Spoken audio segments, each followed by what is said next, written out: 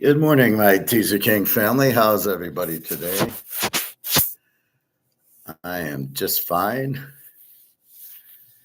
Looking at the draft, these guys are just clueless. What are you going to do? Let's review yesterday's baseball and basketball. So in baseball, I've got the under in the KC Detroit game. It's 1-0 going into the top of the ninth. KC scores 7 runs, and Detroit doesn't play their normal relief pitchers. What the fuck's going on? So I lose a lock. That's 1-0 over under 7.5, 8-0. Oh, that's the Tigers, man. They just suck it up. Oakland 3, Baltimore 2. I had Baltimore. The Dodgers 12, Toronto 2. I had the Dodgers.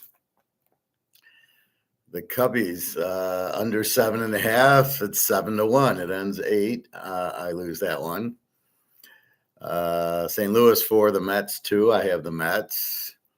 Jose Berto with the 2.86 didn't pit. Miles McCullough with the 5.91 gives up 2. So you didn't get what you thought you would. Washington 3, Miami 1. I have Washington. Atlanta 6, Cleveland 2.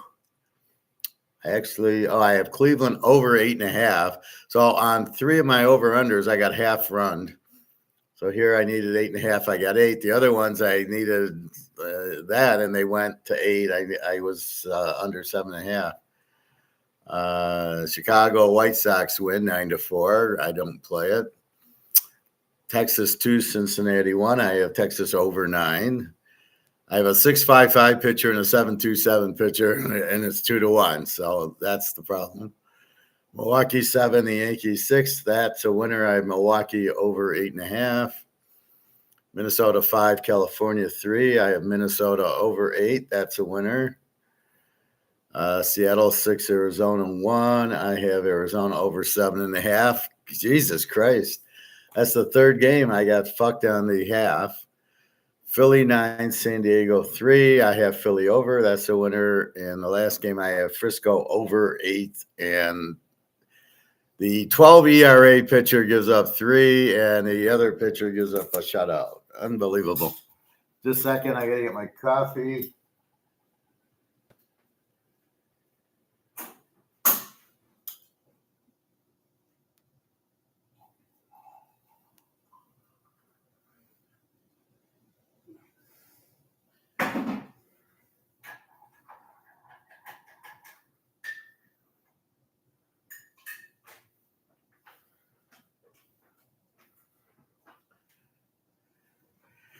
Okay, sorry about that. So, as a stoic and an analyst, I'm not getting all the variables, right? That's obviously what's happening.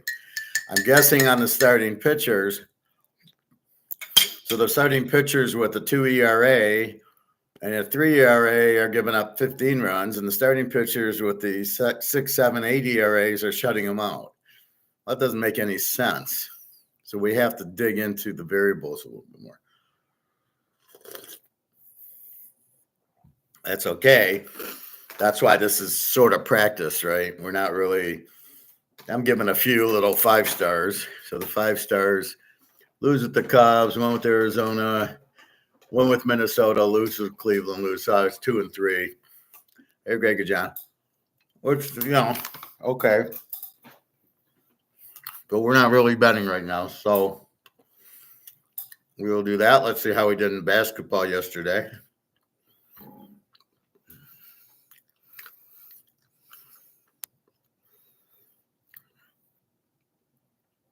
So I think we won a Milwaukee game. We were getting 5.5, which is crazy. So Milwaukee loses in overtime 121-118, but we have 5.5, and they were off of the loss.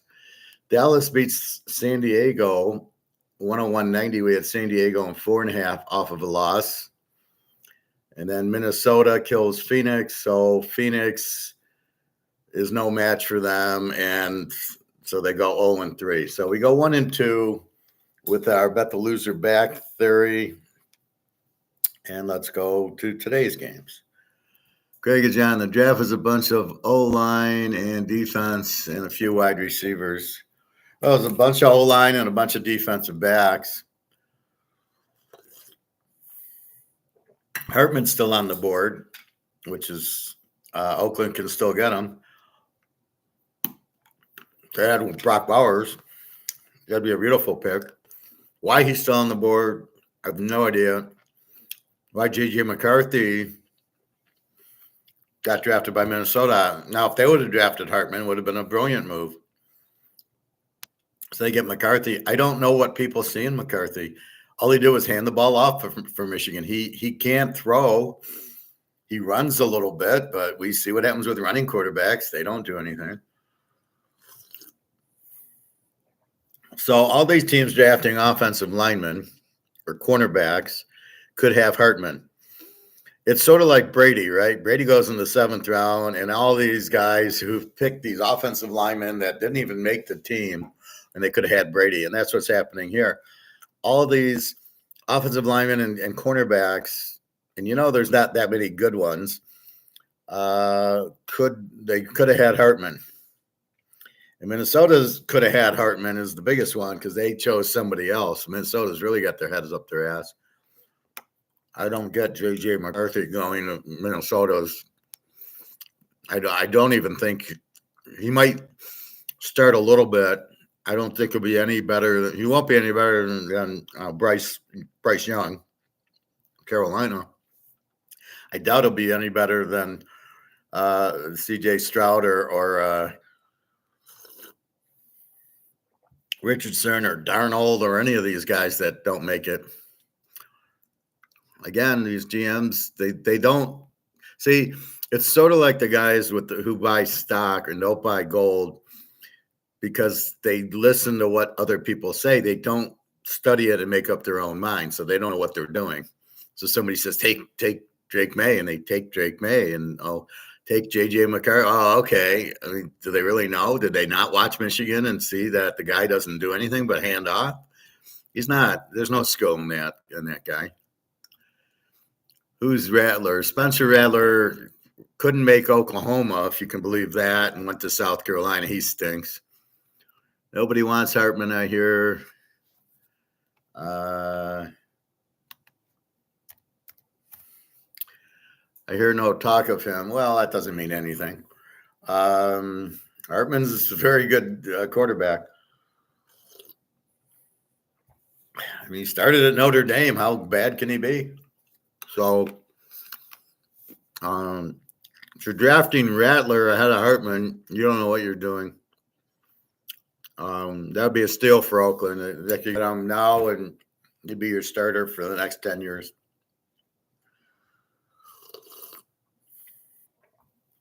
So I don't really understand why Hartman's not being drafted.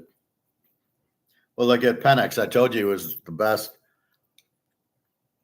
quarterback, and Atlanta takes him 8th, even though they have Kirk Cousins. So I know what I'm doing.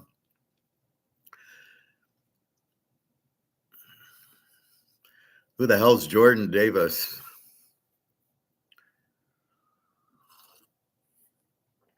Well, you're listening to Mel Kiper. He doesn't know what he's doing.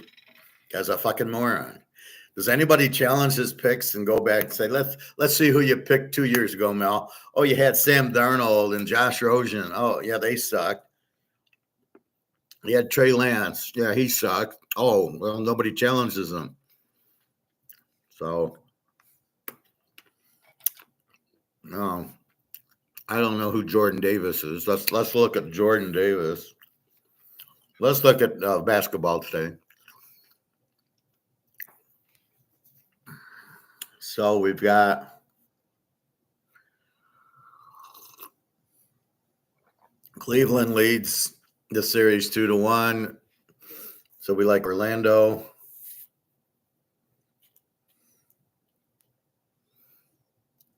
$4.27. So we take Atlanta. Orlando's down 2-1, -2.5. Oklahoma City, New Orleans. Oklahoma City, now you got to be careful. They're the 1 seed against the 8 seed, so we're not going to make the same mistake. We'll take OKC to do what happened last night, where the 2-0 goes 3-0. So I'll lay 1.5. That's nothing. See, it doesn't apply there because it's 1 versus 8. Boston, Miami's tied 1-1. Boston's a 9.5-point favorite in Miami. I'm going to leave that alone. And then Denver and the Lakers. Denver's a 3.5-point favorite to sweep the Lakers, so I'm going to leave that alone.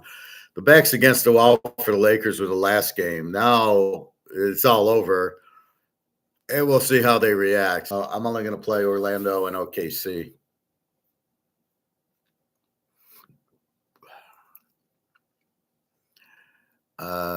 So let's go to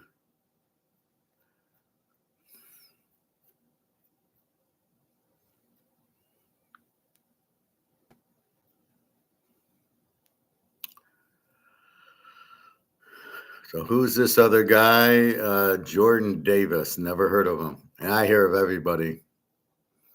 I know all my college guys. Jordan Davis. Is he like Division II?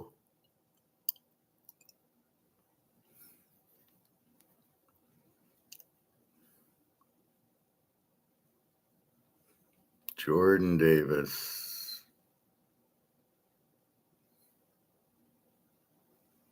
I don't think you got the right name. I never heard of Jordan Davis. Spencer Rattler, South Carolina. There's a Jordan McLeod from Texas State. Jordan Davis. Spencer Rattler. 19 touchdowns, 8 picks. Yeah, he sucks. Jordan Davis. Where?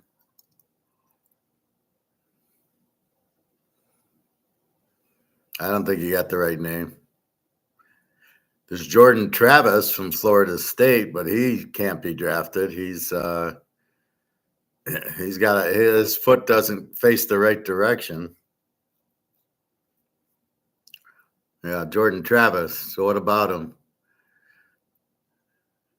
What do you mean they got him ranked higher? He can't walk. Jordan Travis is not. You can't. How can you draft the guy? He can't. I mean, he can't even walk. He's better, but he's so injured.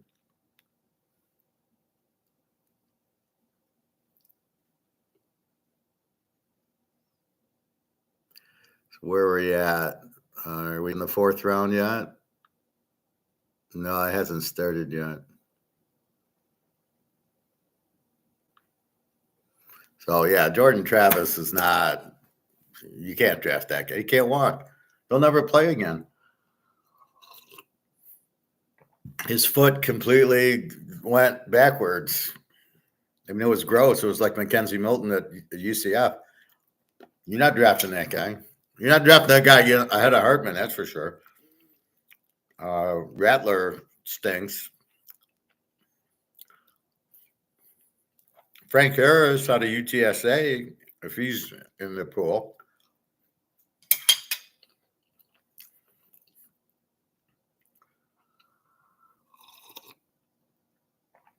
Well, the Raiders, Minnesota, Carolina, the Bears. Bears fucked up. The Bears draft is terrible.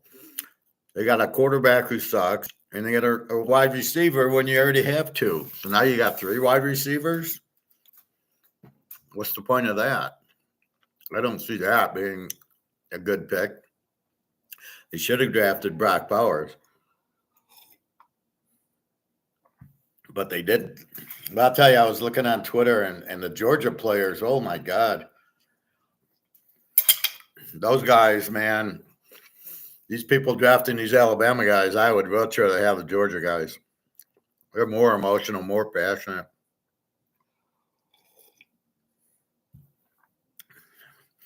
The kid from UCLA taken early is excellent. All right, so let's do baseball picks, and then we'll talk draft. They got all these early games. So what do we do with baseball? It's clear we can't just look at starting pitching because they only go 5 innings. We look at bullpen, very inconsistent. We look at batting average. Teams with good averages aren't scoring, and teams with bad averages like Chicago are scoring.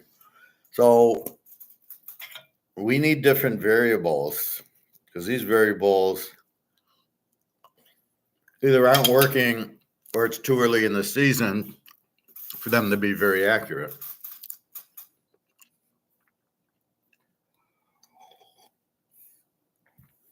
Well, there was a couple I saw on Twitter that whoever took the Utah defensive end has a steal.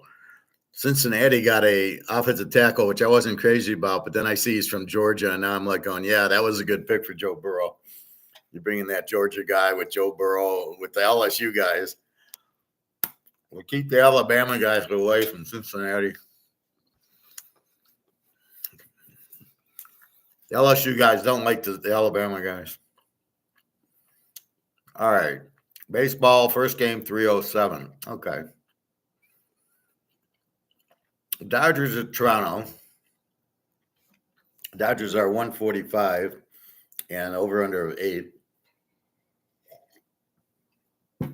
Tyler Glasgow is 4-1 with a 2.92 against Yusi Kikuchi, 2-1 with the 2.28.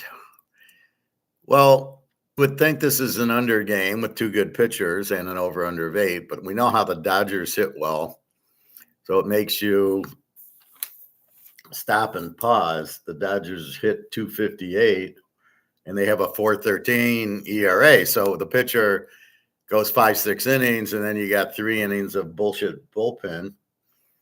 And Toronto hits 236 with a terrible bullpen of 441. So I think the Dodgers could win, although this pitcher is good for Toronto. So what I would take is the under in the game if I only looked at one variable, which is the pitching ERA. However, if I go to other areas, it does make it weak bullpen by the Dodgers, good hitting by the Dodgers. So you're very uncomfortable going under 8, even though both pitchers are good. And that's where we get into it, right? So you see a 10-9 game with a 2.92 ERA and a 2.28 ERA, and you just scratch your head going, what the fuck do I do? So we're relying too much on starting pitching ERA. But then when we look at the overall, the Dodgers are a 4.13 and Toronto's a 4.41. But that's the team ERA, not necessarily the bullpen. And then we look at the batting average, which I think is ridiculous to look at because I think it's meaningless. Dodgers aren't probably going to hit this Yuki Kikuchi guy or Pukanuka, and Toronto probably won't hit Glasgow. So we're going to try the under 8 because it makes sense as the more I talk, but I'm not comfortable with this because the Dodgers tend to score a lot of runs. So we will see. The Yankees lost. They didn't play yet. Or yesterday, I didn't play the Yankees. I had the Mets. I won with Bobby's team, the METS, Mets. No, they lost too. I didn't play the Yankees. Oakland, Baltimore. We got Baltimore was a 175 favorite, over under of 8. I think Oakland won yesterday. Yeah, Baltimore lost. Amazing. JP Sears 1-1 with a 3.38 against Cole Irvin, 1-1 with a 4.64. So we're going to go over here. Baltimore hits. Baltimore over 8. Cincinnati and Texas. I don't think we played this. Texas over 9, didn't get there. I think it was a very low scoring game. Texas is a 138.5. Hunter Green, 0-2 with a 4.55 against Michael Lorenzen, 2-0. So we're going to take Texas today with the better pitcher. St. Louis and the Mets. St. Louis minus 135, 7.5. Sonny Gray, 2-1 with a 104 against the Mets. Adrian Hauser, 0-2. So we got to take St. Louis with Sonny Gray with his 1.0 ERA. Okay, the Cubs in Boston. I had the Cubs under, and they got 7 runs yesterday. Or no, I had under 7.5, and they scored 8, I believe. So 3 games I got half run on, where I said under 7.5, they scored 8. Or I said over 8.5, and they scored 8. I mean, it was a crazy day yesterday, but that's gambling. That's what happens. That's why you limit to your bankroll and you limit to what you can afford, and you bet small and build. So we don't get down 44,000 like James Conn. Chicago Cubbies and the Red Sox. The Cubs under lost. Cubs are 115, 8.5. They're playing pretty good. They're 17-9. Ben Brown for the Cubbies, 0-0 with a 3.72 against Jess Winowski, 1-1 with a 4.20. So let's go over with the Cubbies. Cubbies over 8.5.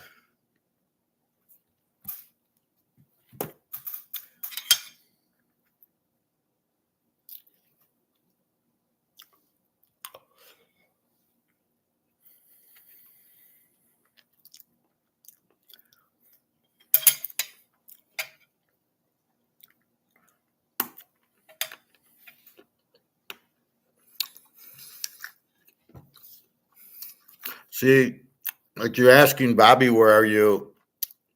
And it's the same thing. I haven't heard from Daria in 3 days. And it's the same question. Where are you? And then all of a sudden she comes on and I was with work, or I was sick, or I was this, or I was that. And you wonder why she can't just tell me, look, for the next couple of days, I'm going to be doing this. Or if she is sick at home, just say I'm sick at home. Yeah, I'll get a text, the next day, it's the same thing. And I always think, well, what if something happens to me? What's going to happen to my gold and silver and my cards? Because I basically live alone and the girls are in Europe. They could never come here. So that's what I worry about is if something happens to me, what do I do? So what happens to the gold and silver? Not what happens to me. Some guy was in the locker room. I was being very stoic, and the guy goes, well, it's another birthday. And then he says, well, I guess it's better than the alternative. I don't know these guys, and I'm just there, but he's talking out loud, so it's free talk. And I go, well, what's wrong with that? What's wrong with the alternative? All you're doing is sleeping. You're just not waking up. What's so bad about it, right? And he said, well, I got, my granddaughter I'd like to see. And I'm going, well, what's the difference? So it is funny how people are afraid, and yet you don't know that you've passed. You're asleep, basically. Right? I mean, when you're sleeping all night, you don't know where you are. You're asleep. So that's kind of what I said. So I don't know, people are afraid of it, but I'm not quite sure why. You're sleeping. You're just not waking up. So, and I'm like, well, I don't have any more bills. I don't have to worry about my credit card. I don't have to worry about it. I want to tell you an interesting thing. So I come out of swim yesterday and go to my car, and my license plate's ripped.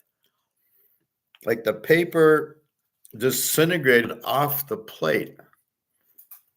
And I didn't even know there was paper on it. And I don't know how it happened.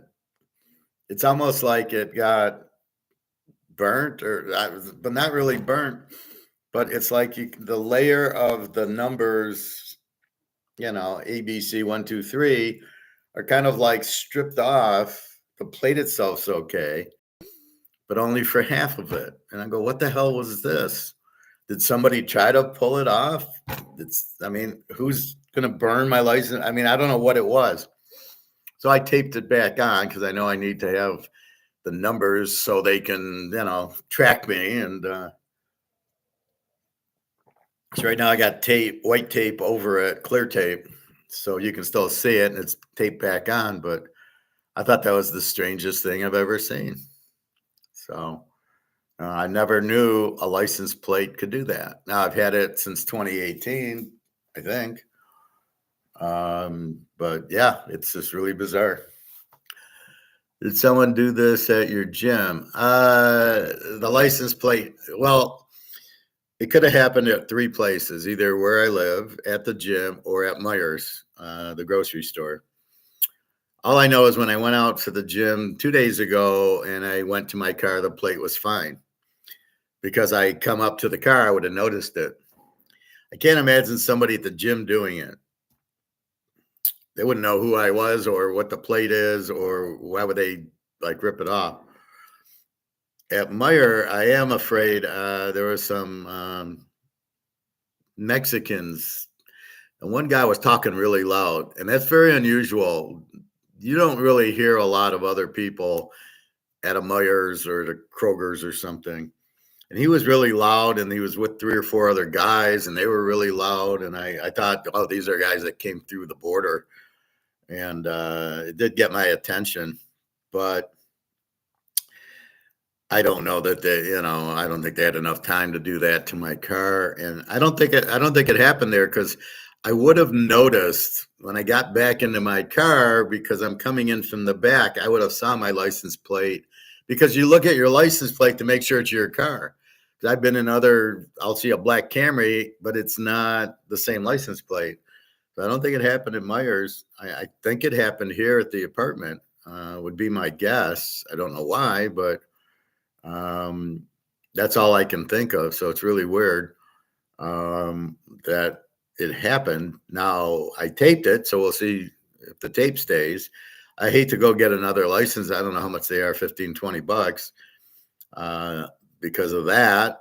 But, if I have to, I have to. But I was very surprised that, because you could see it kind of got ripped. But if you look at your license plate, you don't see that it's like that. You just think it's hard coded onto the plate. You don't think there's a paper over it. So I really don't know what happened, but it doesn't look like it was, rain and it wore away.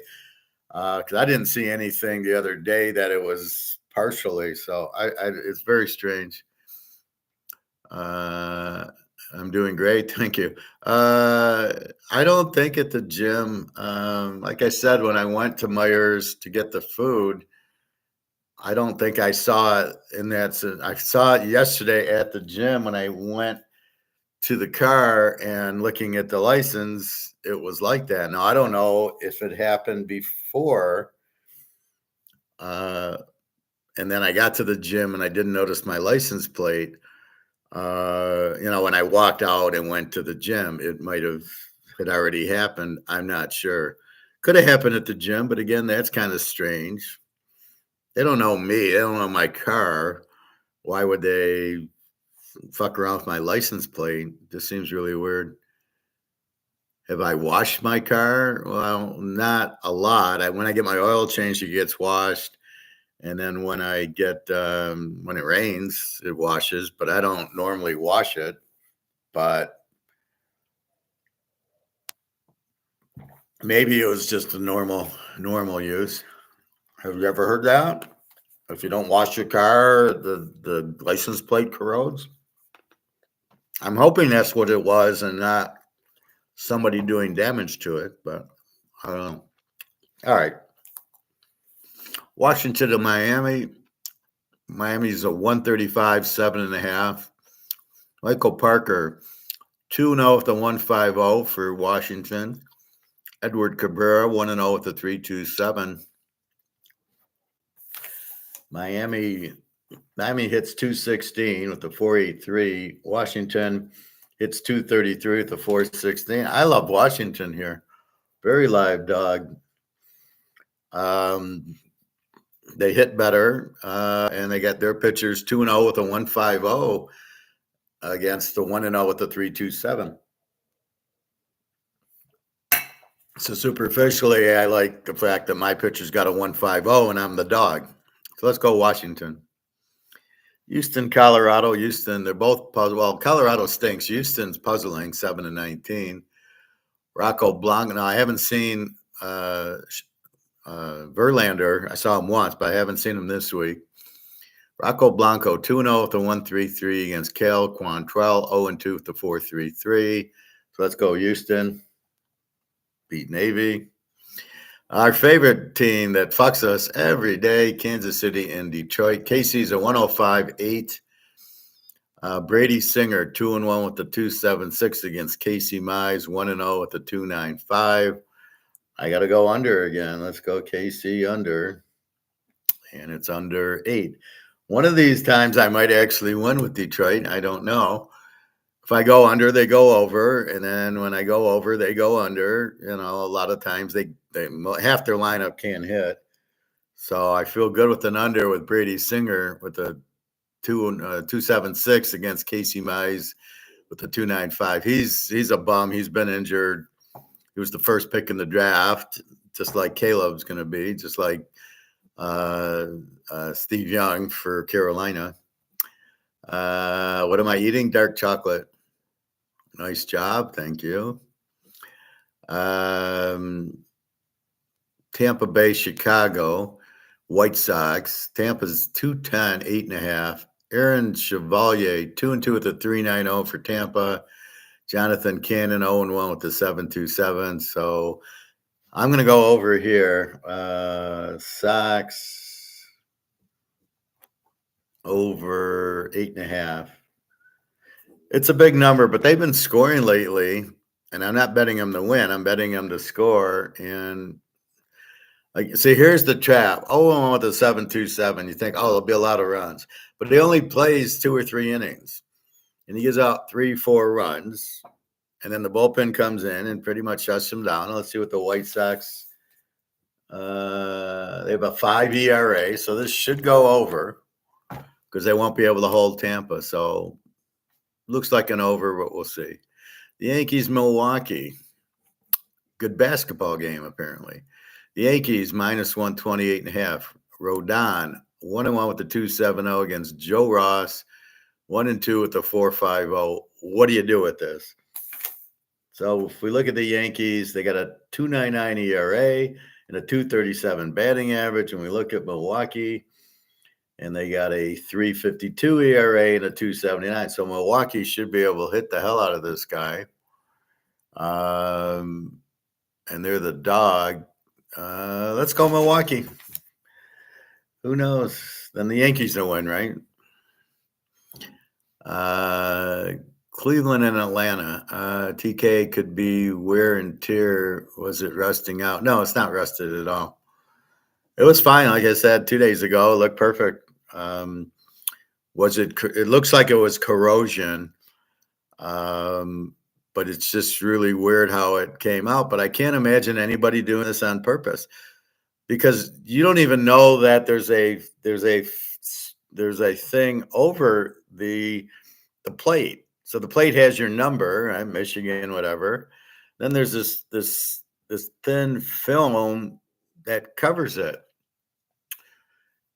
So it looks like it got corroded, and it right now it's tape. But who would do that? What would be the point of pulling half of it, and half of it went, but it didn't get pulled off? So I don't think this is a malicious thing. I think it's more, as you're saying, a wear and tear or corrosion. But because it had like corroded off, and it was a bunch of dust on the bottom.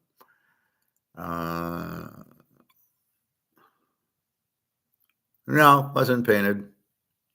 There was no damage to it except for the strip pulled out, but it was still there. It's not like somebody took the strip and pulled it. It's just like the corrosion, the adhesive of the strip kind of went on half of it, and it kind of rolled up, and the left side's still okay. So I put it back and then put the clear tape on it. But I've never seen that before, that it would corrode like that. Very strange. I just put the new 25 sticker on it because it was my birthday in March. So then it's like, you go get the little sticky and you go, yep, I paid for the registration through 25. So that's there. But yeah, right now I don't need a new plate, but we'll see what happens.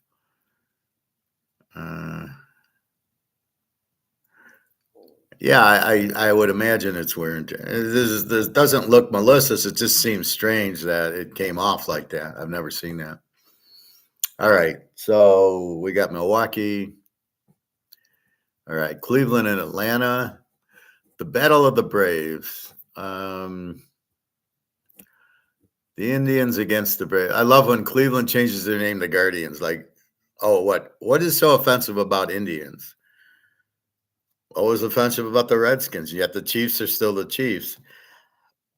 I just don't get it. Why is it offensive to use an Indian name? That was pretty cool. Cleveland Indians. It wasn't a bad name. They weren't trying to be that. And I'd be pissed because I marketed that name, Cleveland Indians, and sold gear with the Indian on it, but it wasn't mean, trying to be mean on it, like the Gaddafi murder. What'd you think of the Gaddafi tape yesterday? I sent it to a few other people, and it's disgusting. It really just makes me sick. Cleveland, Atlanta minus 185, 8.5. Tanner Bibby, 2-0 with a 4.44. Charlie Morton, 2-0 with a 4.70.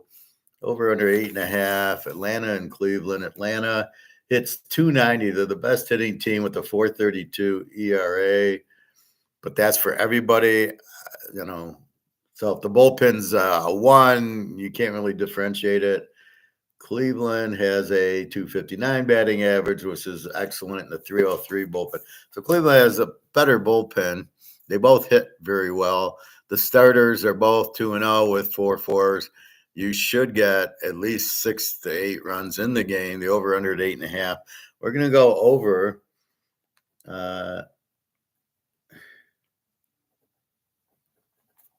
Atlanta over 8.5.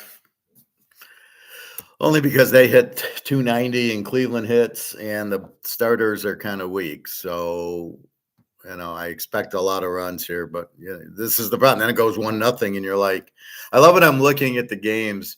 They start at 1, and it's like 3:00, and all the games are like 1-0 in the 7th inning, and you're like, what the hell is going on? Philly, San Diego, because so many games. So this is the problem. The biggest problem is the inconsistency. Is there's not enough good players for all these teams. In theory, there maybe is 100 to 150 actual pro baseball players playing, but you have 32 teams and 24 rosters. So that's about 600 players, but you don't have 600 professional players. That's why when you look at the rosters, you see all these 100. The Tigers have a guy who's hitting .80. What is he doing in the major leagues? This guy, Parker Meadows.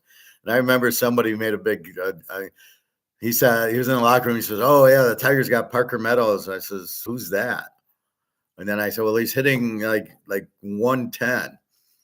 Well, they got him this and that. And I go, he sucks. And then now he's hitting .80. And again, why is this guy playing? Don't you understand you're trying to score runs in baseball? And guys that hit .80 get on less than 1 in 10, right? So if he gets 10 at bats, maybe he gets 1 hit.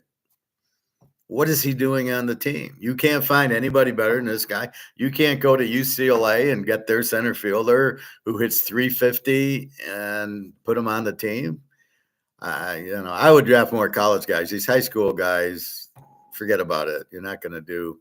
And then they change them around and they get all fucked up. So I don't like that. Anyway, what do we have? Philly, San Diego. Philly's been hot, 17-10. San Diego, 14-15. Philly's a 105, 7.5. Roger Suarez, 4-0 with a 136. Dylan Cease, my man. I love betting on Dylan Cease, 3-1 with a 182. But here we got 4-0 with a 136.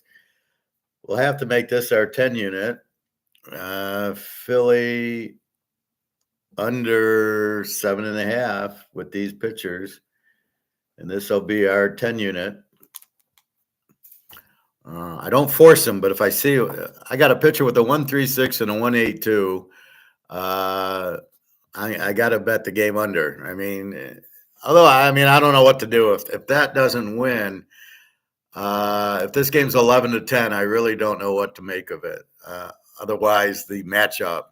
Then I got to micromanage it to how does Dylan Cease on San Diego play against Philadelphia?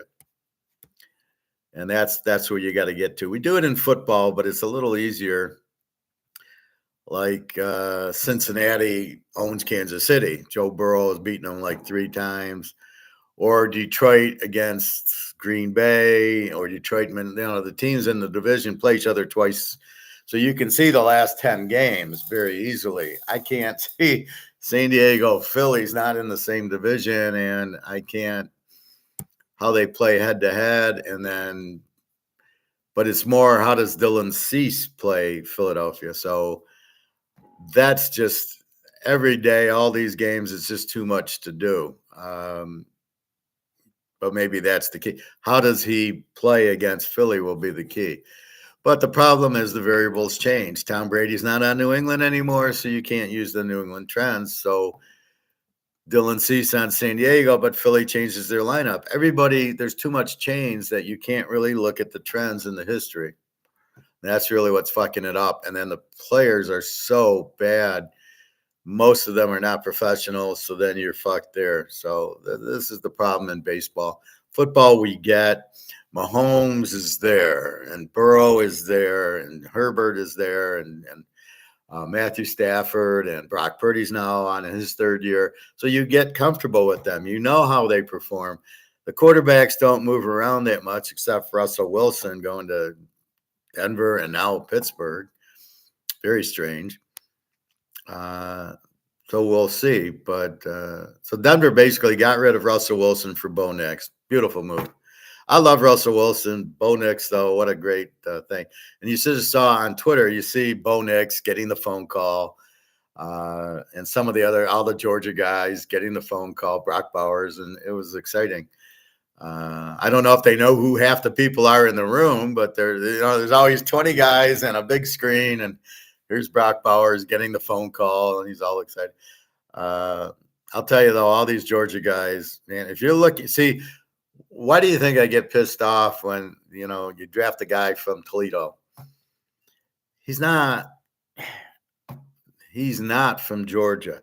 That's why I don't like the Alabama guys. They are very selfish. They are not passionate about football. Georgia guys are. UCLA, Utah, very passionate, but that's the coach. The Georgia coach recruits players with passion. The Utah coach does. UCLA did.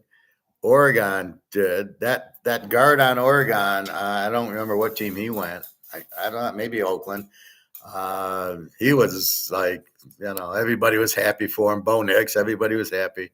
Bo Nix is a stud. I mean, Denver, he'll win the starting job and they'll make the playoffs with Bo Nix. I mean, whoever doesn't think Bo Nix is good, I don't understand it. What are you watching?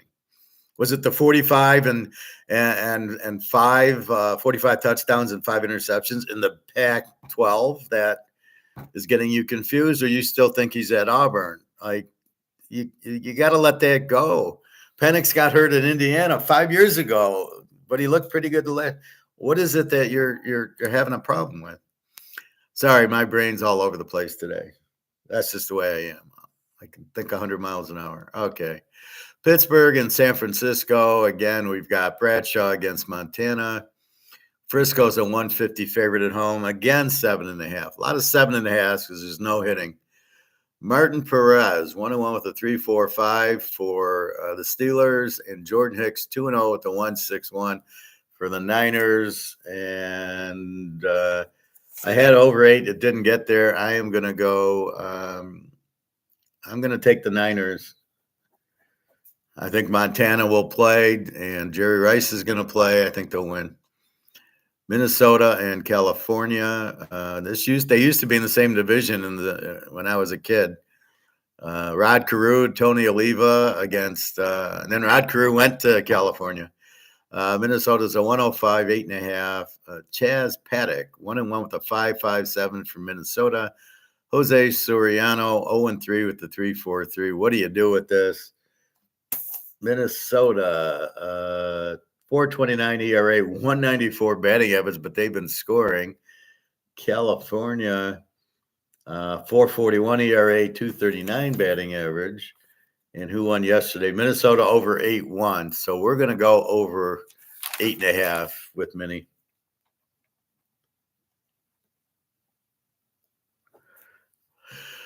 All right. See, I try to use last game. If they're hitting, everything goes in streaks. They don't hit for a week, and then they start hitting. And again, but it's against the pitcher. How do they hit the pitcher? So it's really difficult. Arizona, Seattle, our last game. Seattle minus 155, 7.5. We got Slade Sassoni, Mr. Slade from Cincinnati Kid, 1-0 with a 3.0 ERA against George Kirby, the comedian, 2-2 with a 5.33. We had Arizona over, and it won yesterday, so we are going to go Arizona over today. Arizona over 7.5. Seattle's 5.33. I can't bet Seattle. I don't know why they're a big favorite in Arizona. So they're pretty equal. I wouldn't lay the points. Showtime. Hey, is that Magic or James Worthy? Thoughts on the Packers draft? Let's get to it. So that's baseball. So I'm going to quickly, and then I'll get to the Packer question. So NBA, we got Orlando minus 2.5 after a loss, and OKC minus 1.5. Then in baseball, we got the Dodgers under 8. We got Baltimore over 8. We got Texas. We got St. Louis. The Cubbies over 8.5. Washington, Houston, KC under 8. The White Sox over 8.5. Milwaukee, Atlanta over 8.5. Philly under 7.5. The 49ers, the Vikings, and Arizona over 7.5. The Vikings over 8.5.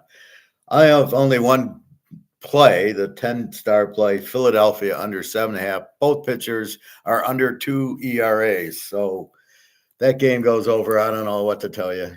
I mean, how else can you play it? Neither pitcher gives up 2 runs a game. Now, the problem is, his arm's going to get tired. He's played 100 pitches in 5 innings or 6 innings. It's such bullshit. All right. NFL draft. So that's baseball, that's basketball, NFL draft. Let's look at the Packers. And I'm always very honest. I do not bias anything. So what you get is what I would do as a GM because I know more about football than anybody else. So let's go to Green Bay. And we will give an honest assessment. Drafted players, Jordan Morgan, first round, offensive lineman at Arizona. My only problem is I don't like offensive linemen with the 25th pick when you could have had other positions. However, Green Bay is so rich in wide receivers. They picked up whatchamacallit from Oakland, their running back, and I would have maybe went to a good defensive player from Georgia, but an O-lineman, I mean, they're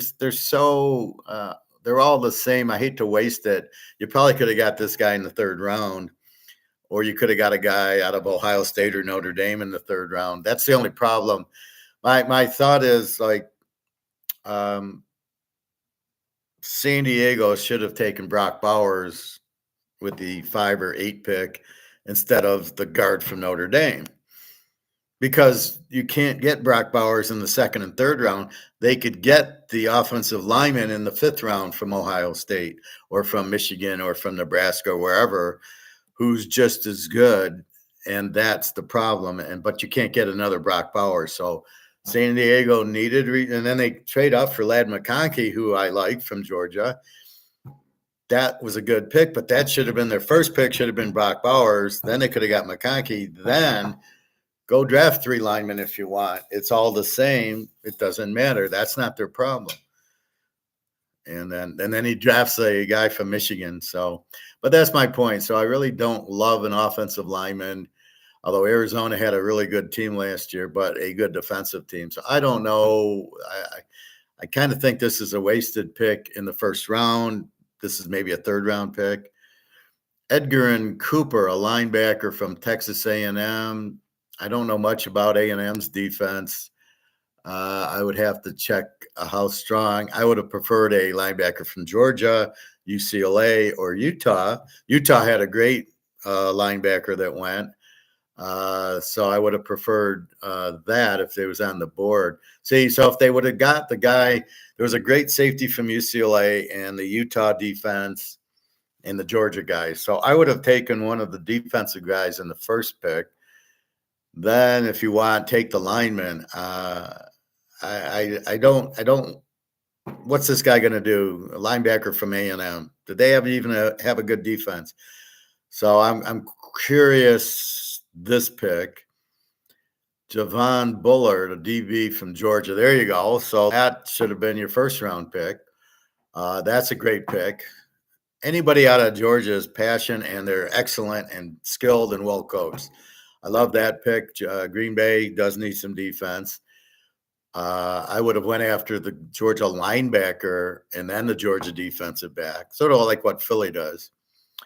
The next pick, Marshawn Lloyd, running back out of USC. I think he's pretty good. I remember because I was watching USC to see how bad Caleb is, and I think he was pretty dangerous. I don't mind a running back or receiver from USC. I do mind when somebody took a cornerback from USC. I'm like, did you watch them play defense and you want a piece of that, huh? Okay. So I do like this running back. He'll go well with the Oakland guy, Jacobs, and then he goes well with the receivers. He probably can catch pretty well coming from USC out of that offense. So I do like that pick. So the last two picks I like better than the first two picks. Tyron Hopper, linebacker out of Missouri. Missouri had a very good defense. I have no problem with this one. I would have it's screwy. They're better picks were the last three. The second round and third round, the DB from Georgia, a running back from SC, and Missouri had a very good defense. I would have preferred them instead of A&M. So their second pick should have been a guy from Utah or a guy from Georgia or a guy from UCLA. UCLA has a lot of studs on defense. That's where I would have went. A&M, I don't think they had that great of a defense, so I wouldn't have probably went there. He was projected early second, late first. Well, by who? Mel Kiper? There was no Georgia linebacker in the top of the draft this year. Yes, there's always a Georgia linebacker. I went on Twitter and I got the Georgia account, and so then maybe get a Georgia defensive tackle or edge rusher, or you could have went to Utah. Utah had a stud linebacker, and I will tell you him when I let's go to the. I think you can do it by college. So let's go to Utah.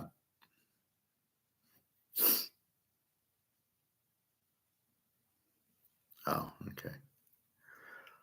I mean, overall, I like what they did. Their offense is sound. All right, let's go to Utah. So I'll tell you the guy I was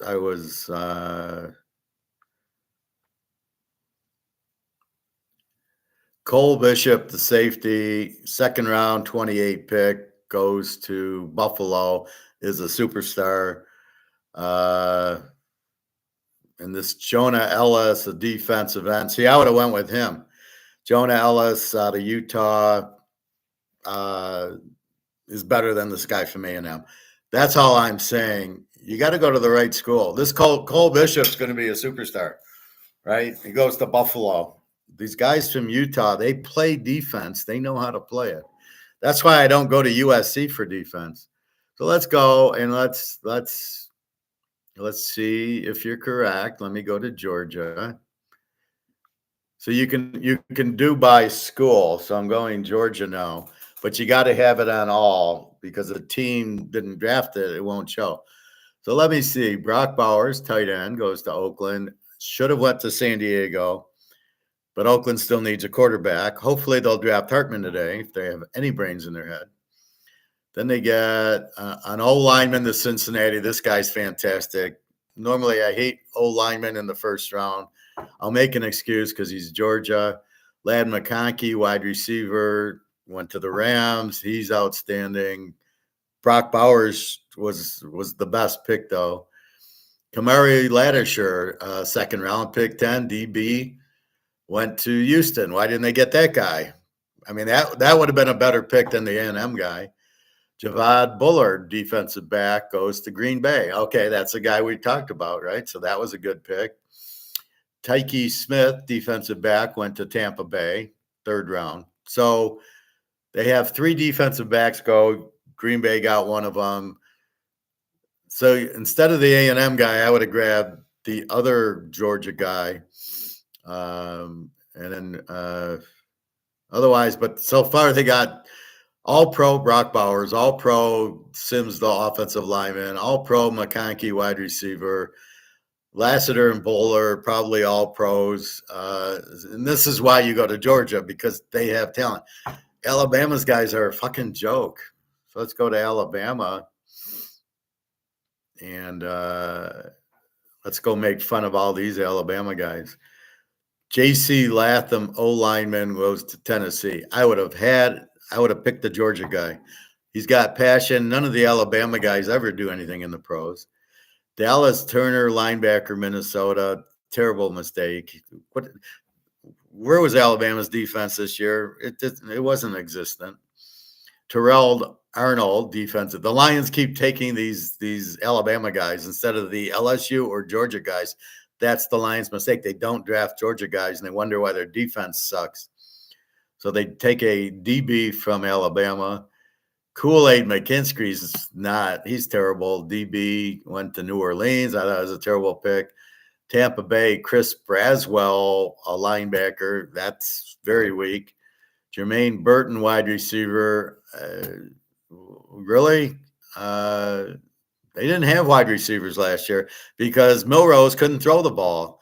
So I don't know. I'll have to watch some Alabama, but I fail to understand the Alabama picks. Anyway, let's go. Let's get into all the teams. Showtime. Quay Walker was a Georgia linebacker, and he's been underwhelming for a first rounder.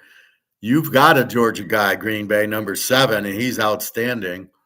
Wyatt was a first rounder, and he's been, I disagree with you there. The guys on Philadelphia are screwed because of the offensive coordinator. I don't think they're bad.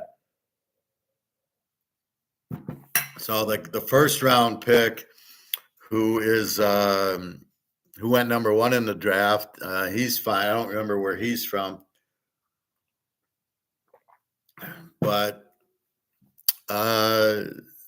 you got whoever number 7 is on Green Bay is their best defensive player. I know, I watch it, and I know he's from Georgia, and he's number 7, and the guy's all over the place. So I don't know if he's Quay Walker or what, but I know you got a Georgia linebacker that you're pretty happy with. Why do I say that? Is because they're passionate. And Alabama's guys never produce. I mean, they get into the pros, they take a pay cut because they're making more at Alabama. But I don't, their quarterbacks suck. Mac Jones sucks. Tagovailoa sucks. Jalen Hurts. I mean, they're just not good. What's the latest news? What do you mean? What's the latest news on what? A lot of news. Ask specific questions. I can give you an answer. All right, so let's look at the draft. And let's look at it by team. So we start. I hate this. It gives me Detroit first, like I'm a Detroit fan. So the defensive back from Alabama, I disagree with. The defensive back from Missouri, I like. So they drafted 2 defensive backs. This is a team that gave up 30 points a game, but they haven't solved their problem. The problem is the defensive coordinator, They don't have one, and they re-signed him instead of letting him go. So they cut another defensive coordinator for this guy. This guy's no better, and they can't stop the pass, as we saw. Jefferson, caught 400 yards in 2 games near the end of the season. CeeDee Lamb went off, and there's no pass rush, and there's no coverage. And the coverage they play is a soft zone, so you could have anybody you want back there. It's not going to get any better. And how many good defensive backs are there? I mean, every team's grabbing defensive backs, and every team's grabbing offensive linemen. And it's like, dudes, there aren't that many that are NFL. So most of these guys aren't even going to make the team, or they'll be kickoff guys. So, I don't like the Alabama corner. And again, they'll be okay, but nothing special. Arizona, the draft is starting now. Oh, okay, good. We'll get some new ones. I don't waste time watching it. Arizona, Marvin Harrison Jr. See, I'd rather just do this and see who they got. I know all the players, and I don't want Mel Kiper. Guy makes me sick. He's always wrong, but they never call him on that. Marvin Harrison, not even a top 5 receiver, as we saw the Washington guy. Both LSU guys were better. Big mistake by Arizona. The last thing they needed was a wide receiver. They need defense. So terrible pick. He's a good player, but it doesn't fit. Darius Robinson, defensive lineman from Missouri. I didn't know Missouri had such a good defense that all these defensive players are going. I don't know. I got to question that. Maybe he's okay. Max Melton, a defensive back from Rutgers. I'm scratching my head, although Rutgers has a fairly good defense. I don't think you needed to take him in the second round. Trey Benson, running back, Florida State. He's okay. Nothing special. Isaiah Adams, O-lineman from Illinois. Okay, that's where you take your O-lineman. 3rd round from Illinois. He'll be just as good as the others. Chip Riemann, tight end from Illinois. Illinois doesn't have tight ends, so bad pick. And Elijah Jones, defensive back from Boston College. I got to question that. Boston College didn't have good defense. See, if a team's a bad defensive team, why would you draft their defensive back like he's any good? So this is the problem I have with these teams. You think this guy watched one Boston College game, the GM of Arizona, and he's taking this guy? This is a Mel Kiper pick. I like Elijah. He ran a 4.4 in the combine. Yeah. How did he do in the games? Did Boston College have a good defense? See, this is why I go after Utah and UCLA guys, because they had a great defense. It means their defensive players were very good. You can't have a great defense with bad players, but you can have a bad defense with bad players like USC. All right. So probably a C. I mean, if I got to grade it, but I don't really like it. Atlanta, beautiful draft. Michael Penix, the best quarterback in the draft. Atlanta knows this. He's still on the board at 8. He should never have been on the board. He should have went ahead of Caleb and Drake May. It should have been him and Daniels 1-2. So Atlanta realizes the best quarterback, who's a stud, who is the real deal. Why do they think his knees are hurting when the last 2 years he didn't miss a game because of his knee? He looked great against Oregon in 2 games. He looked great against SC, looked great against Oregon State, Washington State. They struggled a little, but those are vicious defenses those 2 teams had. And then he beats Texas. At what point his knee did not look bad? He was running. He ran in a touchdown. What are you looking at? Getting 35 points on Oregon, and USC couldn't score on him. Colorado got 6 on him. At what point are you not understanding that Oregon had a great defense and he lit them up? He came and he won. He got him into the playoffs and beat Texas. What are we missing here? Oh, he had a knee injury in Indiana 5 years ago, so obviously he's done. Oh, he's a 6-year guy because he had an injury. Well, wait till you get Cam Rising next year with the 7-year guy. You're not going to take him. He's the best quarterback in college right now, he's better than all these guys. If he didn't get injured and played, he would have been the first pick, or he should have been the first pick. So Penix, great pick.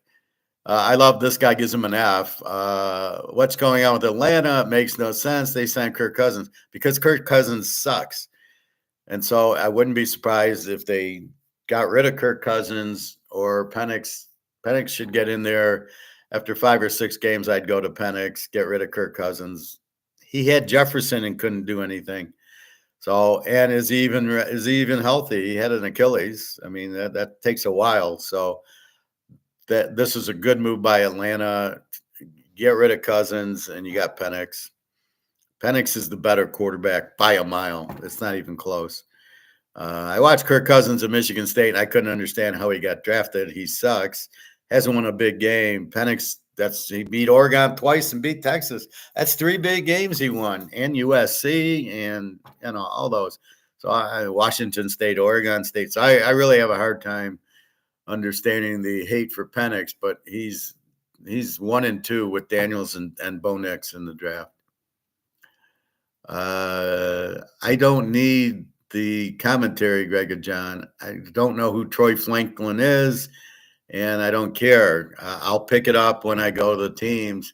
So please don't tell me everybody that gets drafted. I don't care. We'll read it here. Thank you very much. No, I'm not talking about round 1. I'm talking about the team. So I talked about Detroit. Now I'm in Atlanta. And I'm going team by team and analyzing what they've done the first 3 rounds. So this just Atlanta drafted Penix. So I'm saying that was a great draft. Now they get a defensive tackle from Clemson, Rook or Horo.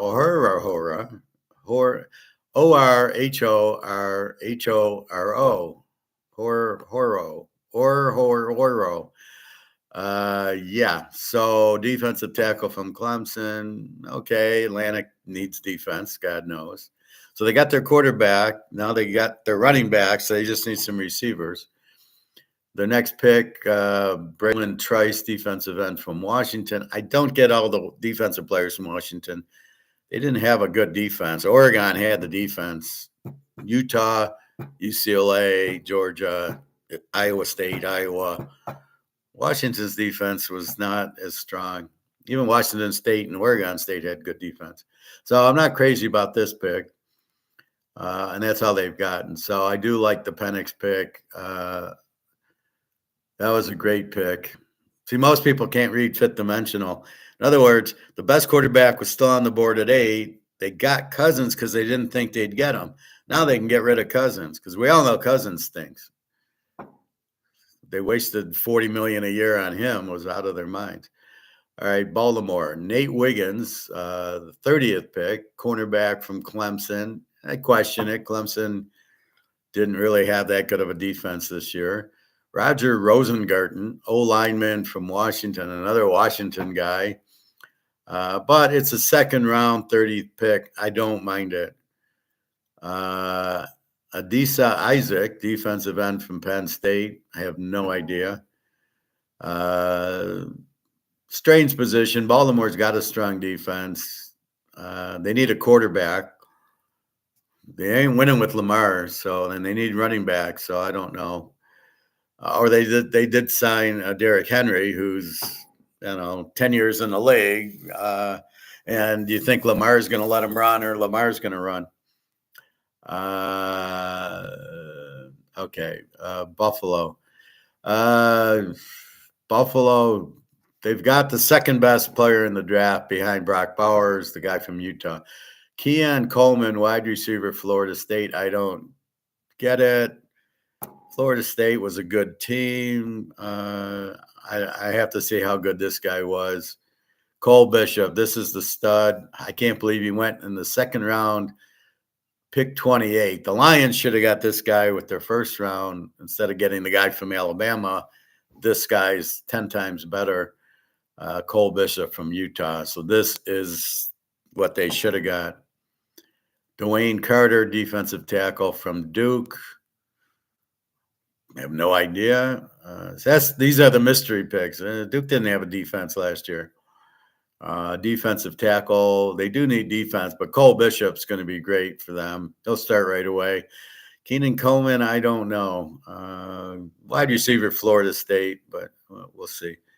Carolina. If the problem is they got Steve Young as their quarterback. Xavier Legette, wide receiver, South Carolina.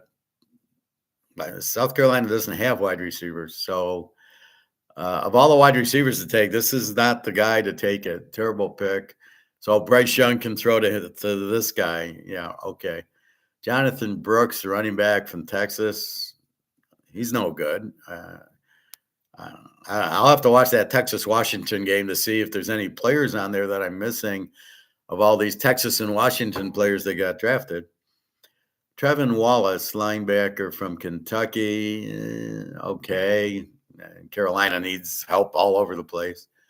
And Javion Sanders, another tight end from Texas, terrible pick. So if you're trying to give Bryce Young help, tight end from Texas, I didn't see Texas being like that. They had a good quarterback and a fairly good defense. I think Oklahoma had a better defense. Where's their guys? And again, I would have rather you get the tight end from Oregon or Washington or, you missed Brock Bowers. That should have been your play. So, wide receiver from South Carolina, I give him another F, Carolina. If you think that Steve Young is going to throw to this guy and be worth anything, it's crazy. That's a terrible pick. The Bears, I'm giving the Bears an F. Caleb Williams, bust. Rome Odunze, stupid, great player, but you already got, DJ Moore and the guy from San Diego. Whatchamacallit. So you've got two stud wide receivers, Keenan Allen. How often are you going to throw to this guy? You got Keenan Allen, DJ Moore. You're not throwing to this guy. You don't need three receivers. Seattle already proved that when they drafted the bust from Ohio State. Last year, who stung. You're going to throw the ball to Metcalf. You're going to throw the ball to Lockett. You're not throwing it to Smith Najimba. They're not going to throw it to Rome Odunze. They're going to throw it to DJ Moore, and they're going to throw it. God, I can't remember the San Diego guy. I just said it. They're going to throw to those two guys, right? They don't need a third receiver. This is a stupid pick. Great player, but not on this team, not when you just got those two guys. So bad pick, lousy quarterback. Penix was the pick, and you wasted it on Caleb, who did nothing against good defenses. So I'm giving them an F. Then an O lineman from Yale. Oh, we couldn't find an O lineman from Ohio State or Michigan. We're going to Yale for our O lineman. So the Bears will be in last place again. This draft is pathetic. No help at all.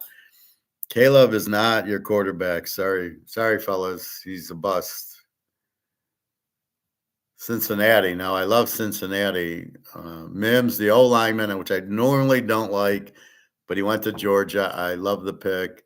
Chris Jennings, a defensive lineman from Michigan. I question the Michigan defense because it's a gimmick. They just rush six. So if they had good players, they wouldn't blitz six players every play. And then Jermaine Burton, wide receiver from Alabama. I question that. Alabama. And McKinney Jackson, a defensive lineman from A&M. I then question A&M's defense. Was it any good? But I don't like Jermaine Burton from Alabama. They didn't have good receivers last year. Milrose couldn't throw the ball, so I don't know why you're going after Alabama's guys. Terrible pick. So Cincinnati, I like the lineman. The defensive lineman might help them because he's from Michigan. Burton, again, it's hard for the LSU quarterback to throw to an Alabama guy. He's got Chase and T. Higgins and a tight end. I don't see this as a fit. You don't get guys from Alabama. So I like the DL from A&M just because Cincinnati needs some defensive help to go to the Super Bowl. You got Burrow. They need a running back, which I don't see, so I don't get what's going on there.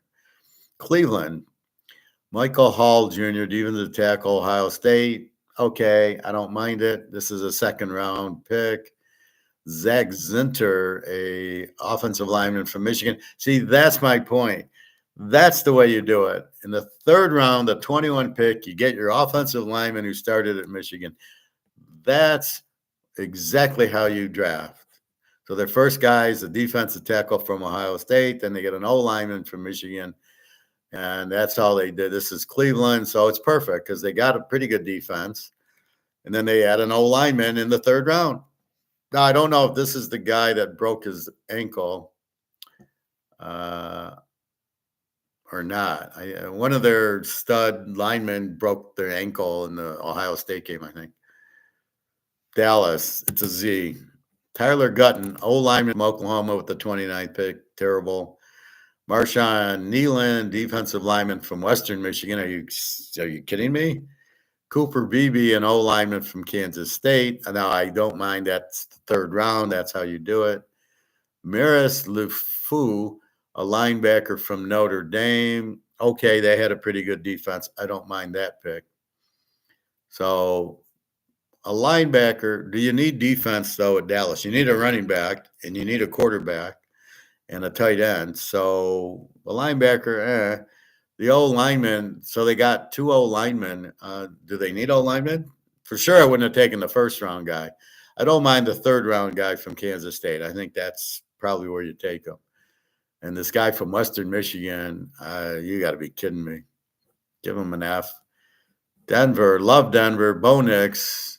See, you got the second best quarterback on the 12th pick after four others have been taken, and you get the second best because these guys are clueless. He's much better than Caleb, and he's much better than Drake May, and he's much better than McCarthy. The only guy better than him so far is Penix, and then Daniels. But he's right. He's a winner. Excellent pick for Denver. I love how the guy gives him an F. Quarterback thirst has gone too far. There's simply no need for the Broncos to force this pick. Bo Nix does not have the profile. What are you kidding me? Fucking Bo Nix is a perfect quarterback. Deadly accurate, good long field, and he can run a little bit, but he's a passer. In all the big games Oregon won, and watch the Utah game. He lights up Utah's defense. What the fuck are you looking at? Whoever's the expert commentary doesn't know his head up his ass. Terrible thing. Then they get Jonah Ellis, who I like from Utah, a defensive end. Beautiful pick, third round. Troy Franklin, wide receiver out of Oregon. I like this out of Oregon. Had good receivers. Good pick for Denver. So Denver's got an A plus right now. Bo Nix, you got your quarterback, you got a good defensive end, and you've got a good wide receiver who was with Bo Nix. So it's perfect. He already has his receiver. So, yeah, Bo Nix is your starter there. Look for Denver to challenge Kansas City. Look for them to be in the playoffs, win 12 games or so. Detroit. I think we talked about Detroit. Green Bay. We've just talked about Green Bay. So we don't really like their offensive linemen in the first round. We don't like their linebacker in the second. We do like the DB in the second. We like the running back, Marshawn Lloyd. We like in the third round. Tyron Harper, okay, we like from Missouri, and they haven't picked fourth round yet. Tomorrow we'll go through it again with all 7 rounds in the books. Planet Houston, Lassiter, defensive back from Georgia. Gotta love it. Second round, perfect pick. God knows they need help defensively. Blake Fisher, offensive tackle, Notre Dame. See, there you go. Second round, pick 27, offensive tackle from Notre Dame is going to be better than the San Diego guy who, instead of taking Brock Bowers, they took him. There's plenty of offensive linemen on the board to take. There's only one Brock Bowers. That's why you take Brock Bowers and not some stupid offensive lineman from Notre Dame. Are you kidding me? Incredibly stupid GM for San Diego. You could have had Brock Bowers and you pass him up, a 10-year All-Pro, and you pass him up for what?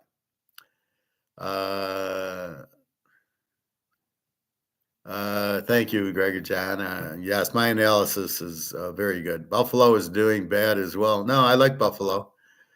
Yale. Yeah, I mean, really, in the second round, you're taking a guy from Yale.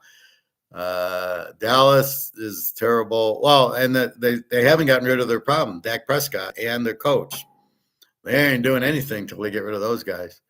DK, you should be a sports analyst with Stephen A. Yeah, well, I don't really like ESPN, but I do my analytical work here, so you get me here.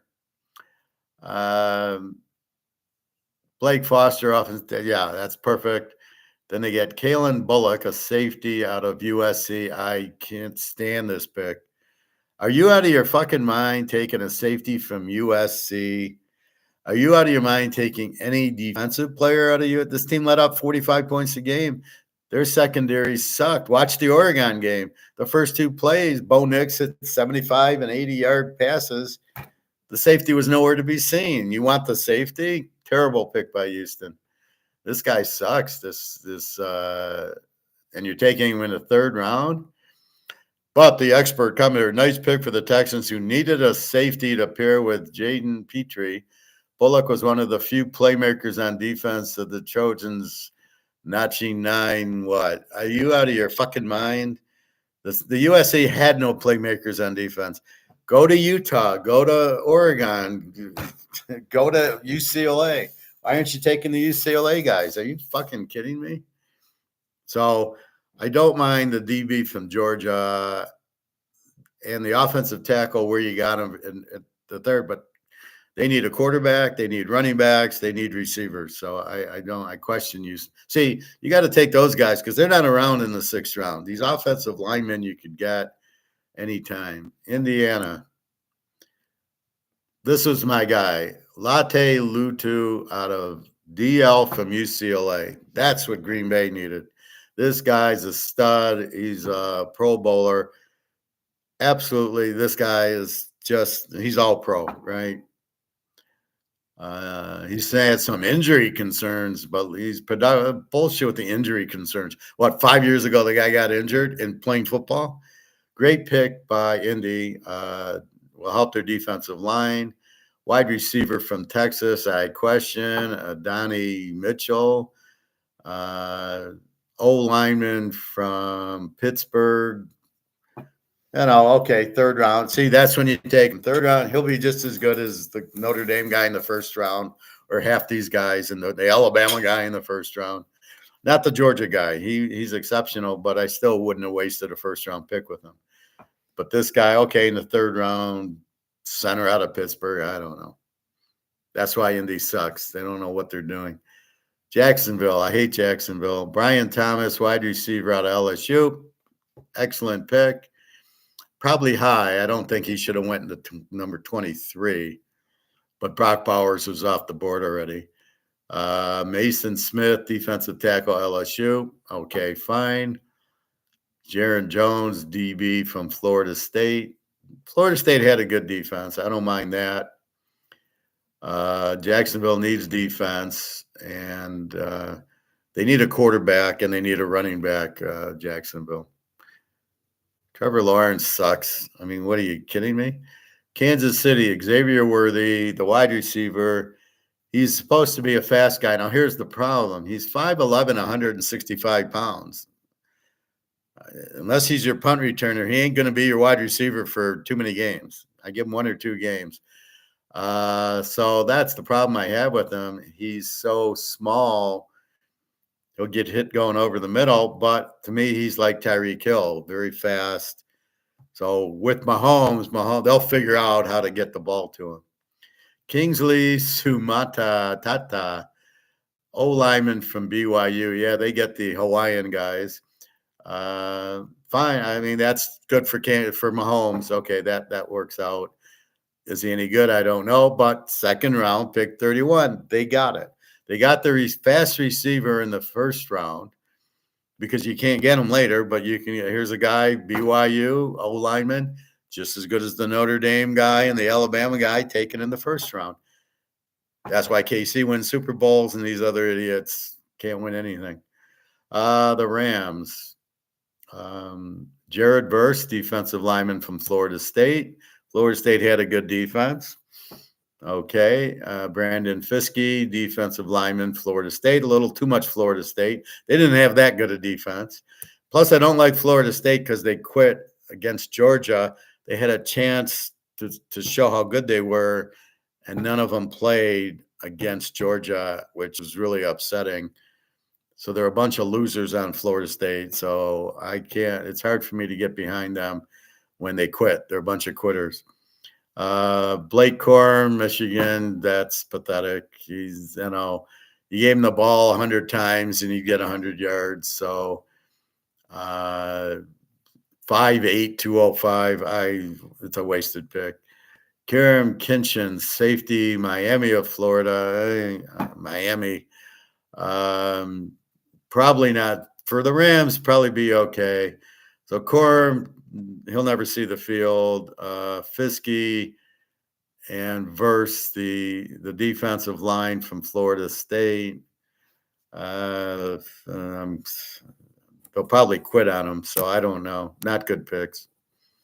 San Diego, worst pick in the draft. Joe Alt, the 5th pick from Notre Dame. Are you fucking kidding me?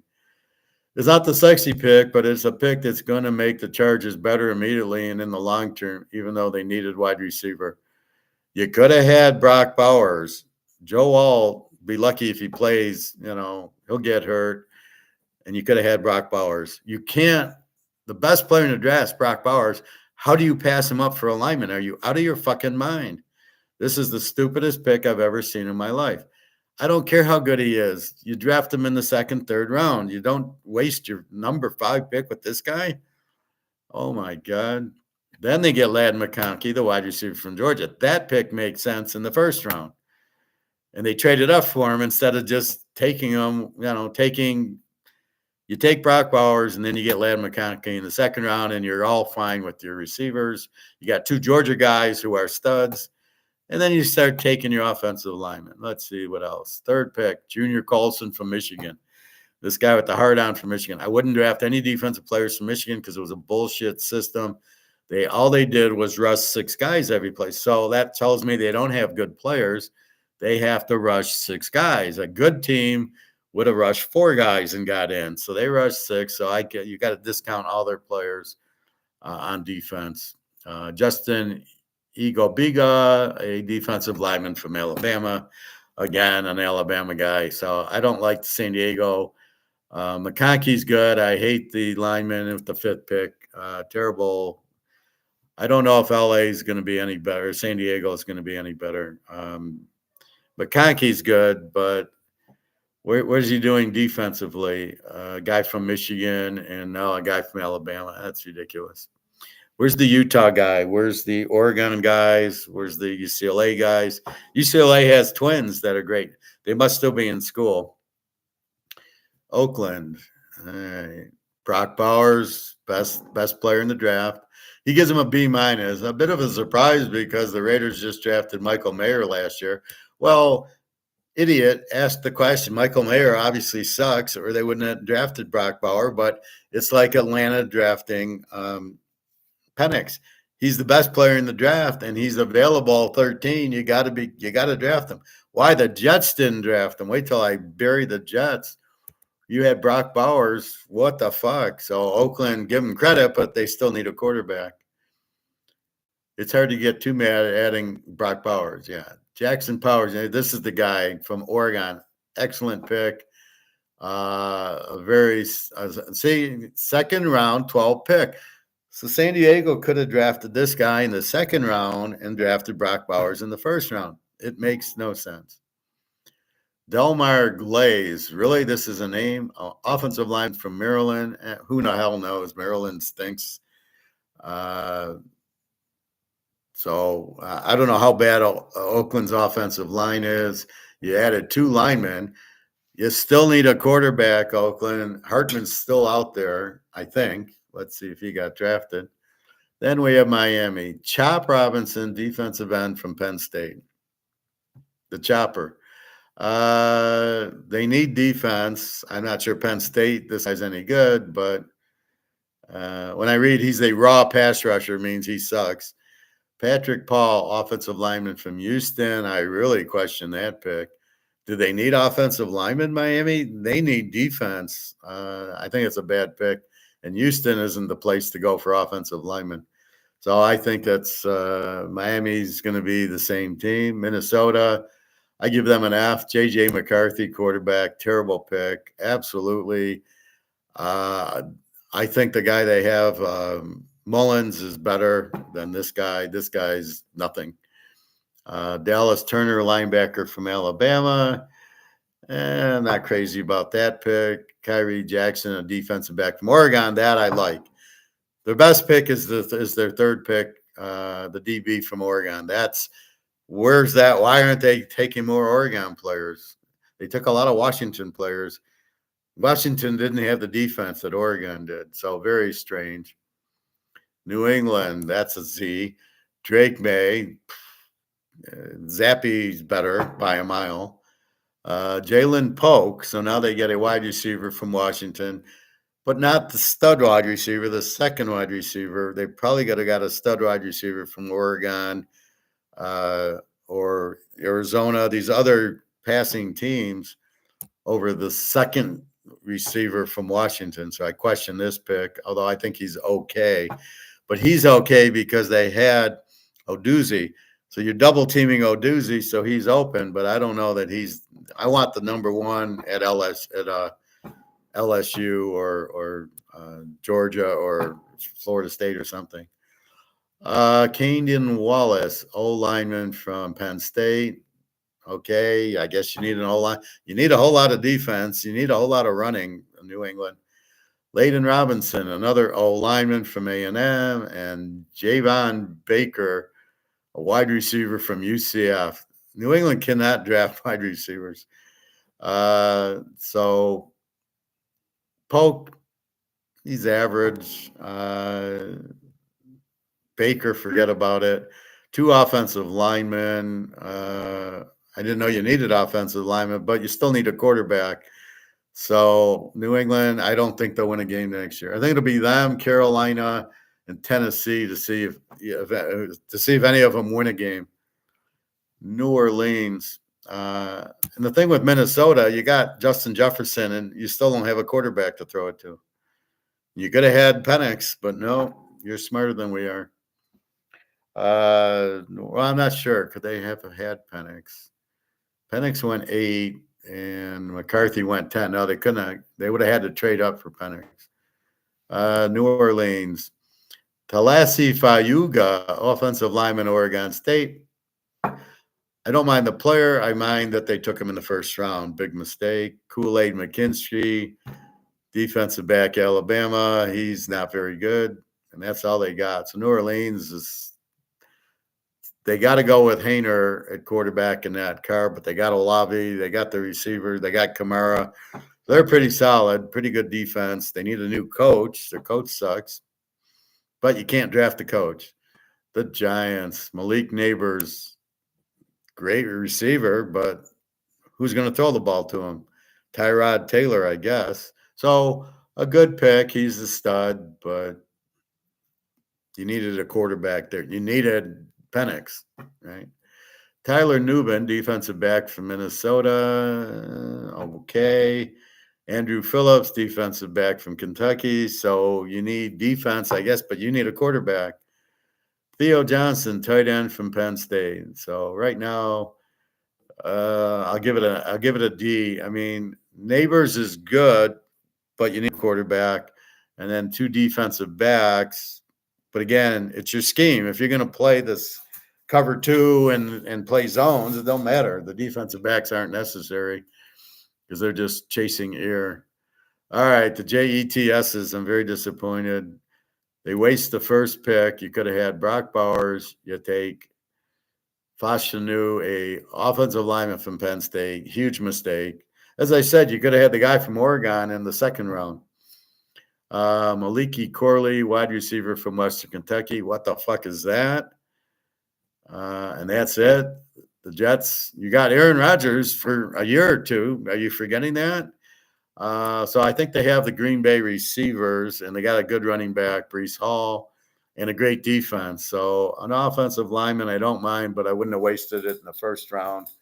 Again, but they only had 2 picks. This Corley from Western Kentucky.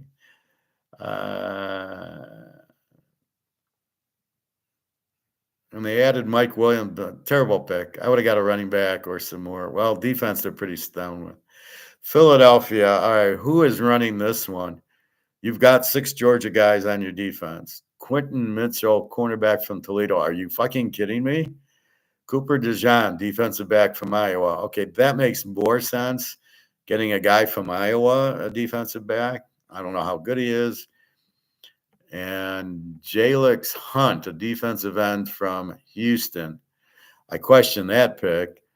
This is who? Philadelphia. So you've drafted 3 defensive players on a defense loaded with Georgia guys.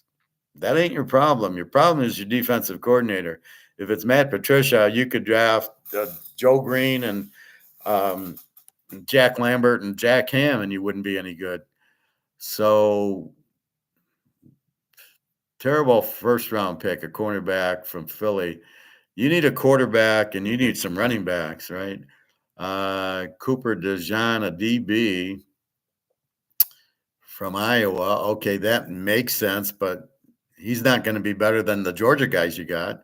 And Jalix Hunt, a defensive end from Houston's a terrible pick.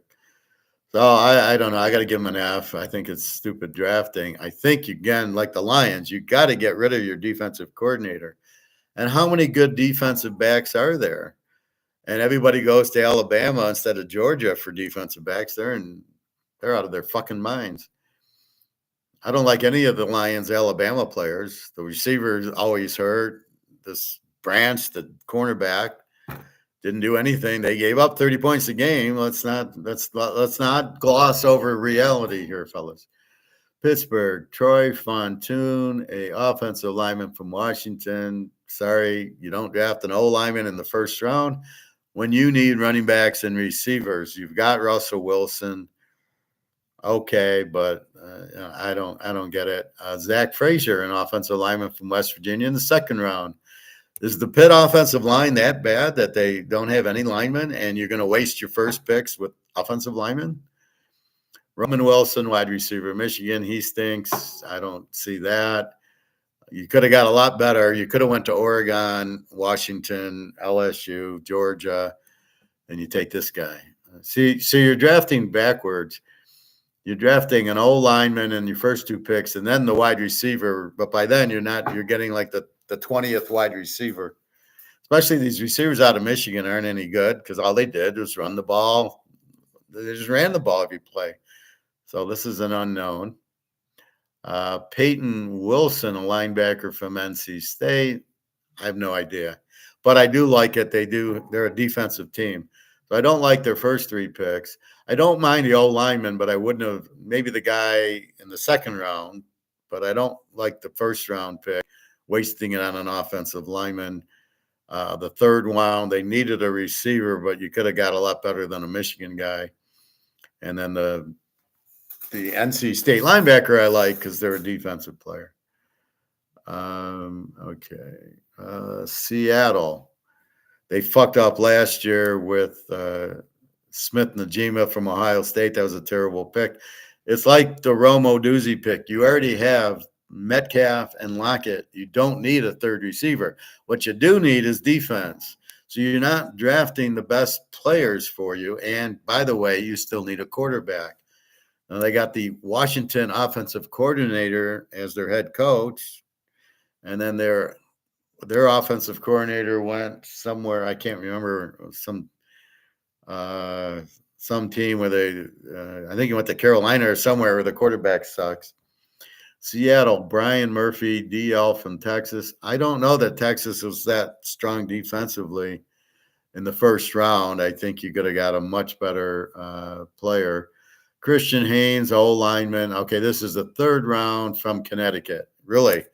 That's like the guy from Yale. You're taking a guy from fucking Connecticut, an offensive lineman, because they play big ball, and the guy's giving him an A plus. Haynes is a stud. The Seahawks might have a rookie starting guard in the third round who excels just about everywhere. It's a fantastic pickup. That's why he played at Connecticut, because he's such a stud. Terrible pick.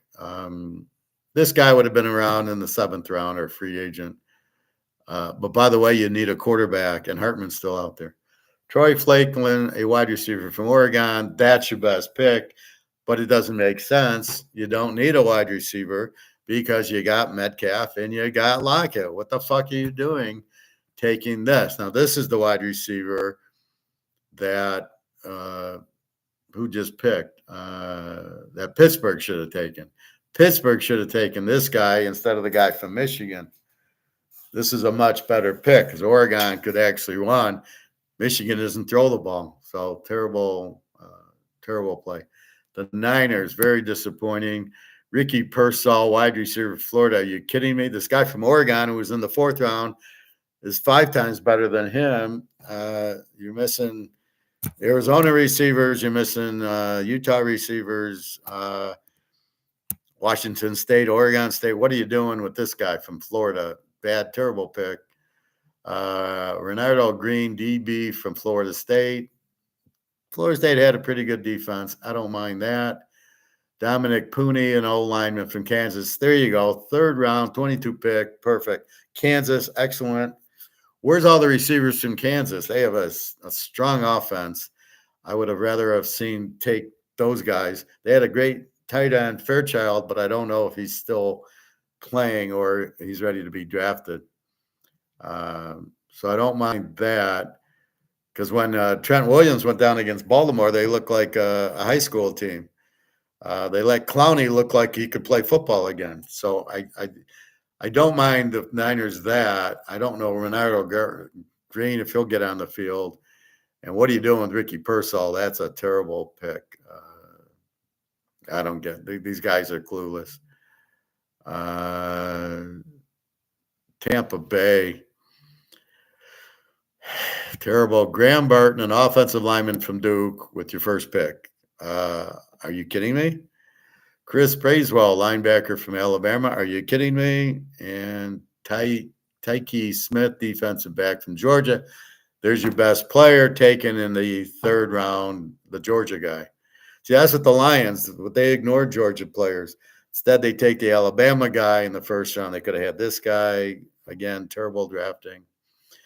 McMillan, wide receiver from Washington. There you go. Why didn't Pittsburgh take it? Or San Diego, you could have had this guy. And that's it. So these guys are missing the boat. Tennessee. TK, you look like a coach. Really? Miami is bad, very bad. Well, not necessarily the safety, though. Their defense wasn't too bad. Or are you talking Miami Dolphins? They give Stephen A. $8 million for what? Yeah. ESPN certainly wastes a lot of money on their people, but I'm not a female, so I don't know if I could get a job at ESPN. So if it's Miami Dolphins, yeah, it was a bad draft. TK, you look like a coach. Okay. Who you like, Yankees or Brewers? I already gave that. TK, enjoy it, brother. Tennessee. J.C. Latham, the 7th pick. This is as stupid as San Diego with the 5th pick. Do you think this guy's going to be any good? An old hybrid from Alabama, 342 pounds. Forget about it. This is a bust. Tennessee, this is a wasted. You had the number 7 pick. You could have drafted Brock Bowers. You could have drafted Bo Nix. God knows you need a quarterback, and God knows you need a receiver. Terrible pick. What's the point of an old lineman who's 342 pounds? Yeah, okay. Devontae Sweat, defensive lineman from Texas. I again question Texas having this wonderful defense. I'm taking, and then Cedric Gray, linebacker from North Carolina. I certainly question that pick. North Carolina had no defense. They're like they gave up 35 points. They're like USC's defense. So Tennessee, I don't know that they'll win a game next year with these picks. You still need a quarterback. You got rid of Derrick Henry, so you need running backs. I don't think you have any receivers, and you lost your coach. I don't think Tennessee can win a game next year unless they play Carolina. Well, maybe against Houston and Indy and Jacksonville. And last, Washington, A+ on Jaden Daniels. It's a steal. Chicago screws up by not taking him and taking Caleb. Terrible mistake. Jerzon Newton, defensive lineman from Illinois. Okay. And Washington's got like 100 picks. Defensive lineman, Illinois. Okay. I don't know what Washington needs. They got rid of Sweat and they got rid of the Ohio State guy. So they cleaned house. So, okay. Defensive lineman from Illinois. And that's all about money. They got rid of their high-paying talent, and they're getting draft guys who are cheap because they're on that draft contract. So Newton from Illinois, I have no idea. They didn't have that defense last year. It was not a good defense. Mike Sandstrom, defensive back, Michigan. I question this pick. Ben Sinnott, tight end from Kansas State. I like Kansas State, but I don't, the tight end from Kansas is much better. Brandon Coleman, offensive lineman from TCU. Okay, third round, there you take your offensive lineman. Luke McCafferty, wide receiver from Rice, probably Christian McCafferty's brother. I don't know enough about this guy. I think they could have done much better. That's it. So not crazy about Luke McCafferty. Coleman, O-lineman from TCU, I can live with in the third round. So not the tight end. I like Kansas State. I don't know. Stan Strill, 5'9", 182. He's not going to do anything. They don't have a pass rush. They don't have a defense. And defensive lineman from Illinois, questionable. But they did get Daniels. So they got their quarterback for the next 10 years. Now they need running backs and receivers. Did they draft a receiver? No, McCafferty from Rice. So they didn't get a receiver. So that's it. So Oakland got the best player in the draft, Brock Bowers. I think the Bears show why they're always bad. They don't get the best quarterback with the number one pick, and then they draft a receiver when you already have DJ Moore or CJ Moore, or whatever the fuck his name is, and you got the guy from San Diego, Keenan Allen. I don't know why I can't remember Keenan Allen. I got to write it down. Keenan Allen, because I keep getting Keenan. Yeah, now I'll remember. I wrote it down. So what are you going to do with Keenan Allen and DJ Moore? So why would you get Romo Doozy? Where's he going to fit? So you drafted a guy with a totally wasted pick. Where's all the running backs? Okay, this is the problem. So you could have had a good running back. You could have had the best running back in the draft. Probably a guy from Georgia, maybe LSU always has good running backs. Oregon had a good one. Washington, where's Washington? Dylan Harper or Dylan Henderson, whatever. Not the Arnold Schwarzenegger, Dylan Harper, but they got number 7 in Washington. He's very clutch. Nobody's taken him yet. But you all need running backs. Don't fuck with it. Don't fuck with yourself. To think you don't need a running back and you keep drafting offensive linemen. Why do you draft offensive linemen? You don't need offensive linemen. You need running backs because they're just going to play a 2-deep zone and blitz you. And it doesn't matter who you have at offensive lineman. It's not going to work. But if you have running backs, the defense won't know to play cover 2 or not. Are they going to give the ball to Pacheco? Are they going to give the ball to McCafferty? So look at the 2 Super Bowl teams had excellent running backs, excellent quarterbacks, and excellent receivers. The teams without running backs, Baltimore and half these teams, what did they do? So let's see what's going on in the 4th round. Let's see if my man Hartman is drafted yet.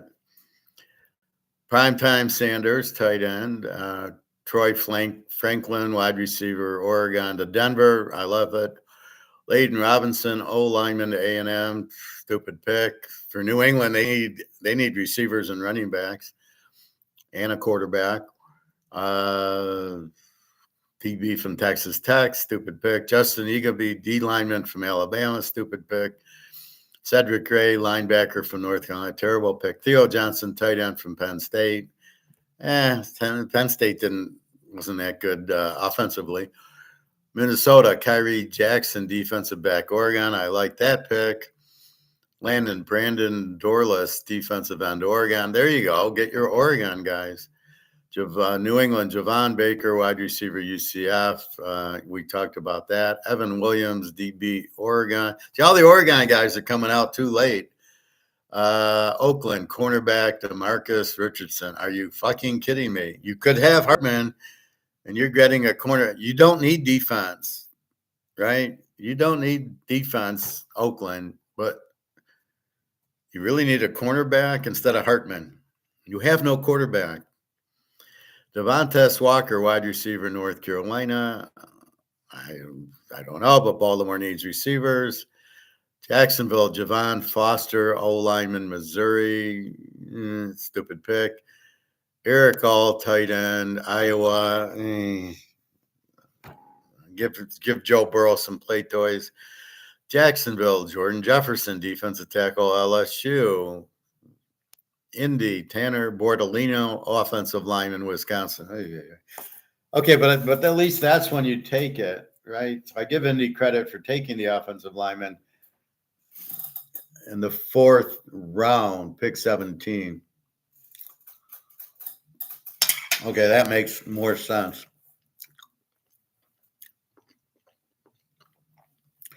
But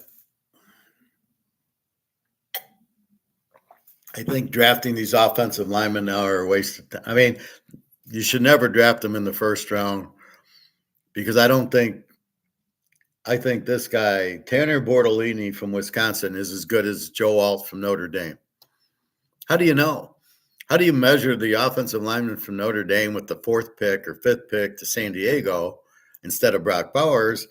And here's Tanner Bordolini, who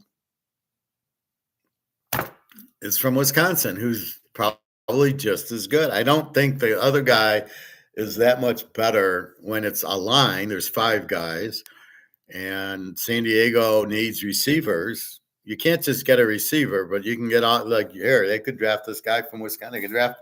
There's 4 other guys out of Wisconsin and Ohio State and Michigan that you could draft that are just as good as the Notre Dame guy. So why are you wasting your 4th pick, your 1st round pick on a what was it, 8 on an offensive lineman? But there's only one Brock Bowers in the draft. There's no, and he's a very fast guy. They used him a lot on end arounds, scored a lot of touchdowns, and could catch. He's very fast for a tight end. Well, that would fit in perfectly with Justin Herbert. You need receivers because you got rid of all of them, Williams and Keenan Allen. So what the fuck are you doing taking an offensive lineman that you could take a guy from Wisconsin in the 4th round with, who's just as good? There's no difference, but there is no other Brock Bowers. He's the best player in the draft, and you let him go. I mean, what are you doing? You got Herbert. You need to give him some targets. And you take Ladd McConkey instead of Brock Bowers? Are you out of your fucking mind?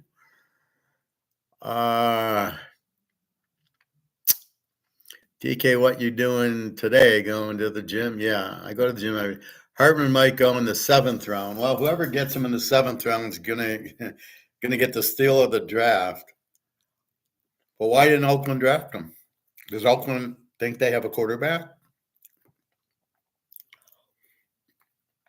So this would be curious. The problem is teams that don't realize, like Dallas.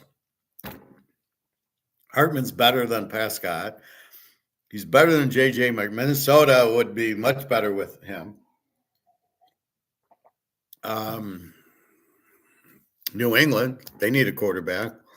Carolina needs a quarterback, but Jacksonville needs one. Tennessee needs one. Indy needs one. Houston needs one. All these teams need quarterbacks, right?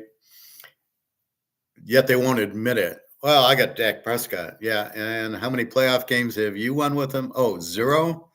You just got hammered by Green Bay, who doesn't have a great defense, but okay.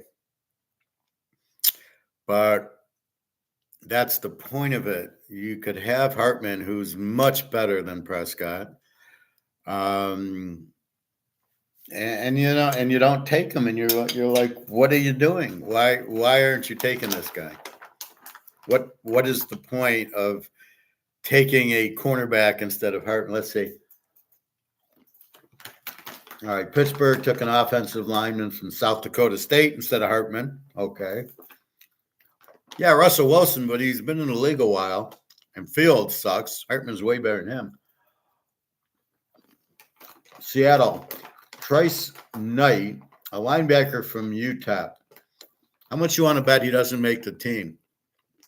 And here's Hartman. You need a quarterback. What are you doing? So this is the problem. These teams waste these picks. Mason McCormick, an old lineman from South Dakota State. He has a chance to make the team. That's Pittsburgh. So my point is, if you're just going to waste your pick, why don't you draft Hartman? I think he goes in the 4th round. If Minnesota's smart, well, they got Nick Mullins, who's better than McCarthy. New England's got Zappy.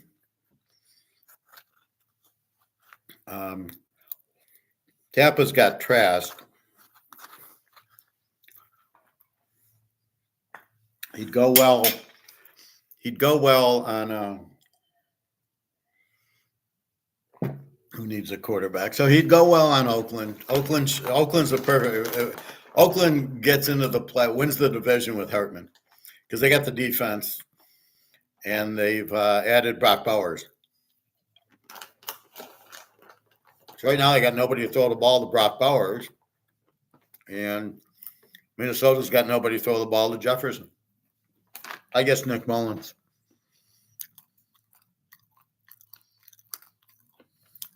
Like I said, the Raiders don't have a quarterback. So you're going to rest on Aiden O'Connell? He's not any good. He's from Purdue. He sucked. What did he do last year? Where they averaged 10 points a game with him?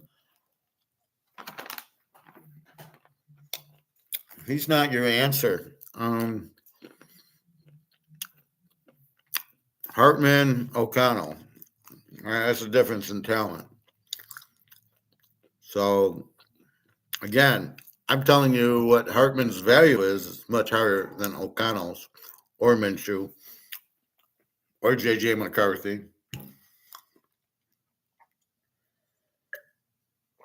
So if you think you're all set with J.J. McCarthy, you could have had Hartman. Wait till Hartman lights you up, and then you'll go, oh, geez, I guess we made a mistake.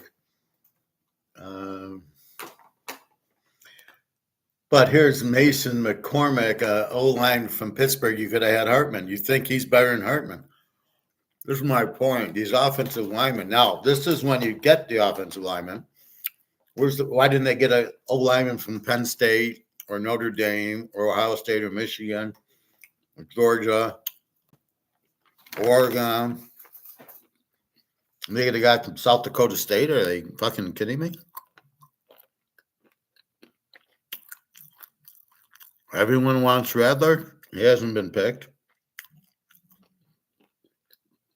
Why would they want Rattler? O'Connell's better than Rattler. You think you're going to win with Rattler? You haven't. Did you not watch him at Oklahoma struggle? Did you not watch him at South Carolina struggle? Come on, man. Turn on that South Carolina Clemson game. See him with 2 of 20. 3 picks. So, We will see. Tomorrow we'll go through the whole thing. We'll see where Hartman went. The lucky team that's smart enough to pick him.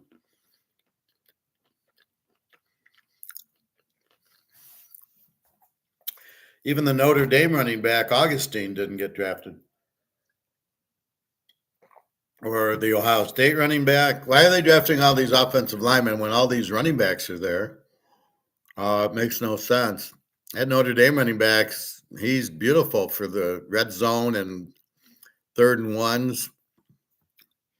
Where's he? Why? So Pittsburgh, instead of drafting the Notre Dame running back, drafted Mason McCormick, an offensive lineman from South Dakota State. I mean, seriously?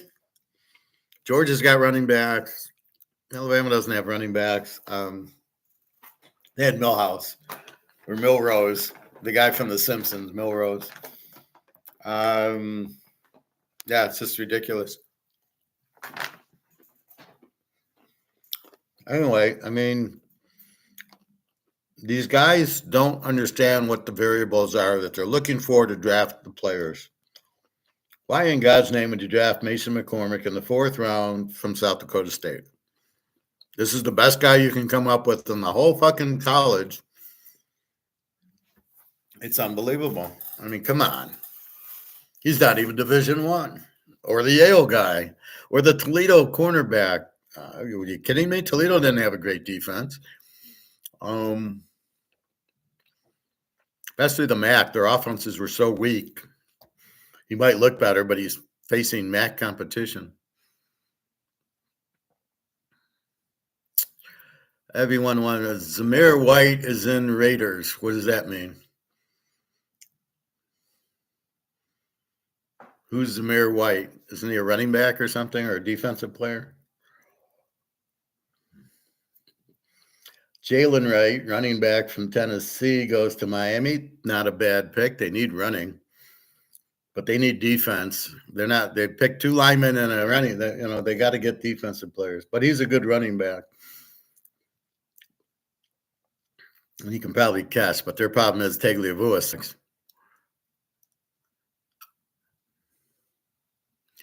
So they let Josh Jacobs go to Green Bay, I think.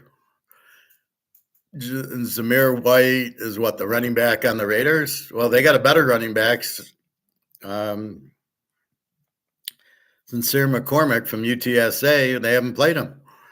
This guy's better, is the best running back they got. So I don't know what to say with that.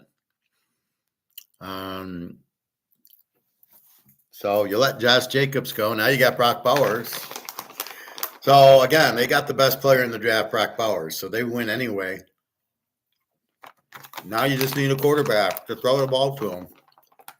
Just like Minnesota needs a quarterback to throw the ball to Jefferson. Right now, it's Nick Mullins is their starting quarterback.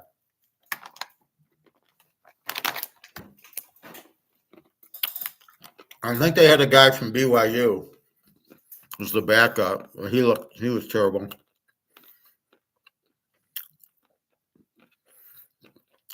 Anyway, Seattle, A.J. Browner, tight end from Michigan. What a terrible pick. Why do we keep drafting wide receivers when they don't need them?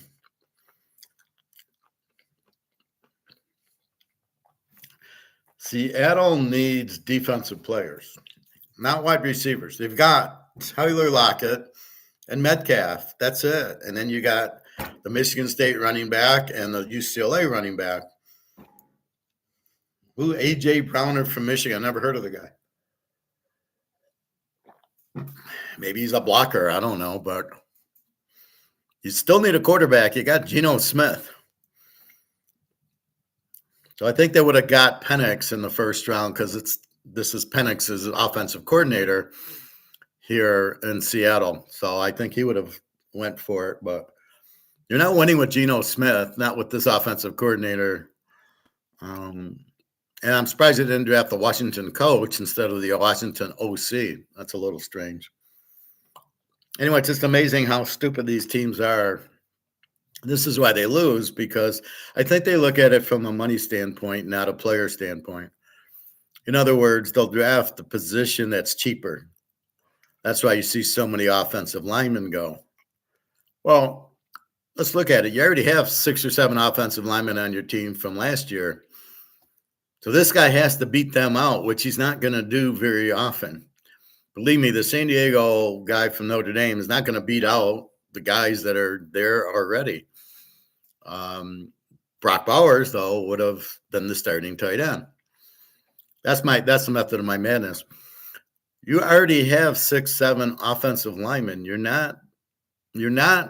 These are just guys that are extra. I mean, they're just, maybe they probably won't even make the team, but they're extra guys. They're backups at best. That's my problem with offensive linemen in the first and probably second round. You need running backs, and you need receivers, and you need quarterbacks. Those are the difference. You can't just replace the quarterback. So Minnesota loses Kirk Cousins. They got Nick Mullins. He's okay. J.J. McCarthy is not going to start. No chance. So that's where you're at with them. So your starter, you couldn't even start at Michigan. They had Cade McNamara as the starter. And then they transferred him to Iowa, but he got him in the championship game. Was Cade McNamara, not McCarthy. McCarthy could not have beaten, or McNamara could not have beaten, or McCarthy could not have beaten Georgia or Oregon last year. You got lucky that they played Washington because they were the weaker defense, and their running back was injured. Otherwise, they couldn't have handled it. But they couldn't have handled Georgia. They had to play Georgia, they wouldn't have won. They got lucky against Alabama and Rose fumbled the ball. But these linemen now, here you go. Troy Taylor, the punter from Iowa. Oh, my God, the Bears. The Bears are wasting a 4th-round pick on a punter from Iowa. Are you kidding me? Well, I think they know they're going to punt a lot. But look at these picks. Jalen Wright, I don't mind. Tennessee. Mason McCormick, old lineman from South Dakota State. Do you think he'll make the team? Do you think he has any chance making the team? I don't think so. So when you look at these quarterbacks, I don't know where they're getting the idea that McCartney and Drake May are any good. I don't know why they think Hartman's no good. What is it against Hartman? The guy's a superstar. At what point is he not good? And you got to understand the offensive coordinator, and it's like Van Dyke. Van Dyke's outstanding, but when you're giving them bad offensive coordinators, it makes him look worse than he was. Cam Rising should be the first quarterback taken next year, and if it's the same thing with him, they're out of their fall. He's 7 years in college. Okay, he got hurt, missed the whole year. Okay, but he's better. He looks good. He's a great quarterback. Just like Hartman. Nick Mullins, is he any good? Well, he's better than McCarthy, but he threw against the Lions. He threw for 400 yards, 4 touchdowns to Jefferson, and had 4 interceptions. So I don't think McCarthy could do that.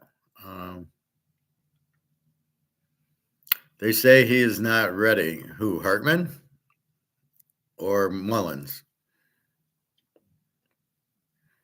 You can't leave sentences like that because I don't know who you're talking about unless you're talking Nick Mullins. Hartman's not ready? Oh, really? And based on what? And Drake May's ready? And McCarthy's ready? Come on. That's a stupid.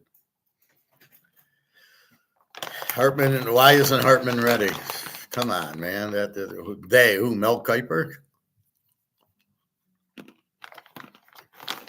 Hartman's a stud. Hartman's all-pro quarterback. I'm watching the Wake Forest Clemson game when he puts up 45 points. At what point is he not ready against that defense? He can't help it if they wanted to run Augustine, the big running back at Notre Dame. Not his fault, but at what point wasn't he ready? He looked fine at Notre Dame. It's not his fault. Bad offensive coordinator.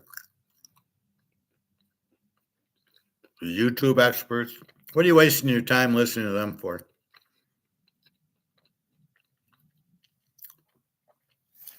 I mean, I'd have my team would be to the Super Bowl every year because I'd draft these guys who are much better. Oh, here we go. Houston, Cade Stover, a tight end from Ohio State. You think he'll make the team? No. None of these guys, 5th, 6th, 7th round, will make the teams. Unless you get a Hartman or the running back from Notre Dame. I don't get it. Houston needs running backs. I could have the guy from Notre Dame. And they get Ohio State tight end who's not very good. What are you doing there? Let's see. San Francisco, they're up next. And the JETSs are coming up. All right, let's see.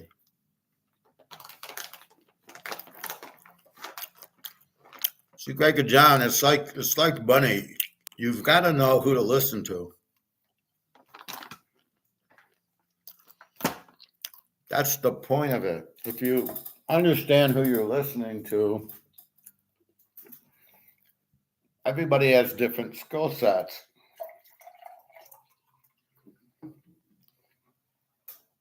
So you got to know, you got to be knowledgeable who the person is that you're listening to.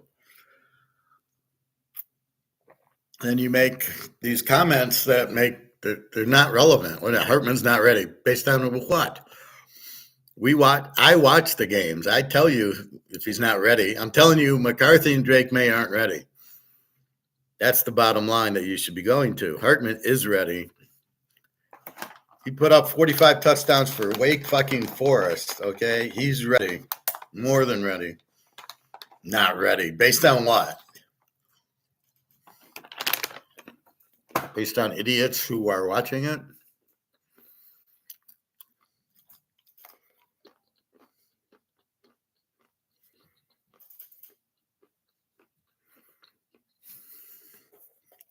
Let me shoot a picture to Daria, see if she's alive.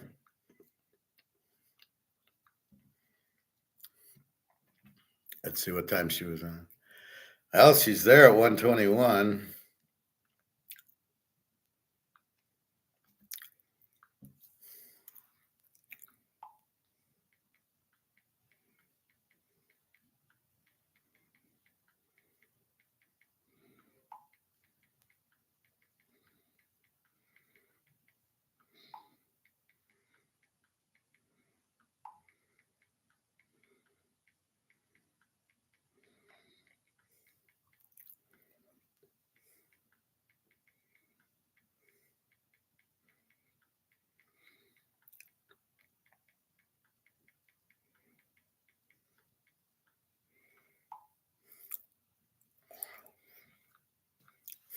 So I just asked Daria very stoically, I haven't heard from you for 3 days. I assume you're working now because you were just on at 1:20.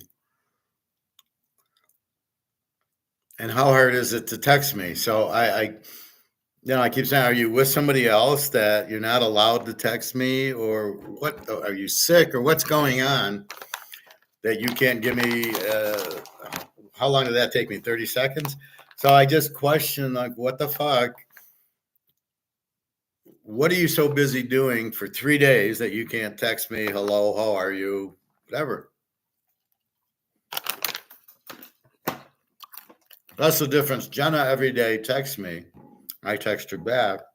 But yeah, Daria, she goes missing in action like one time a month.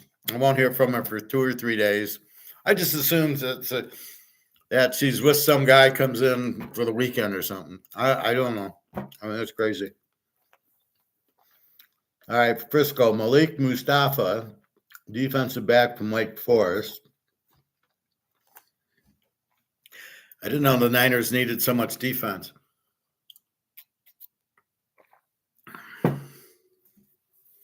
Here you go, Tampa Bay, Bucky Irving, running back from Oregon. That's the best pick. That's a first round pick you got in the 4th round. That's a good pick, right? Because you're getting a running back. These other guys, do you think Malik Mustafa, the defensive back from Wake Forest, going to the Niners is even going to make the team? Bucky Irving should start for Tampa. God knows they need running back. But they need to start Trask from Florida. So good pick by Tampa. Now let's see what the Jets do.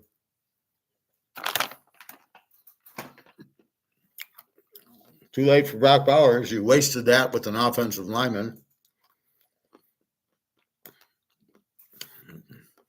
See, now you could draft your offensive lineman from Ohio State, Michigan, Notre Dame. It's a perfect pick.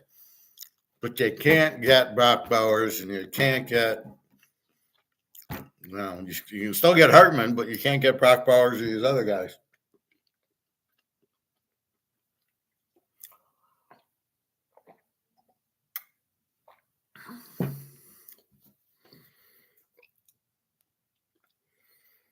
So let's see the next one. Otherwise, let's see how gold I did yesterday.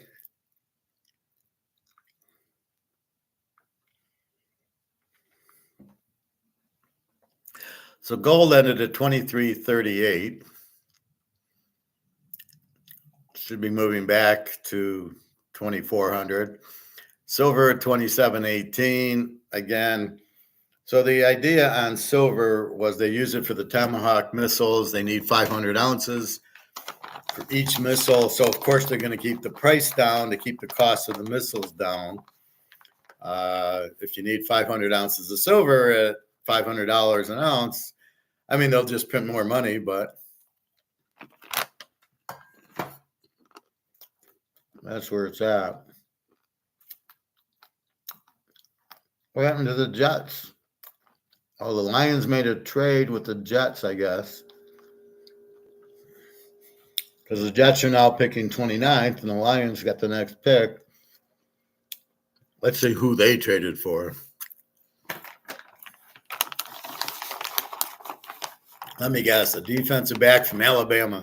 Somebody from Alabama, probably.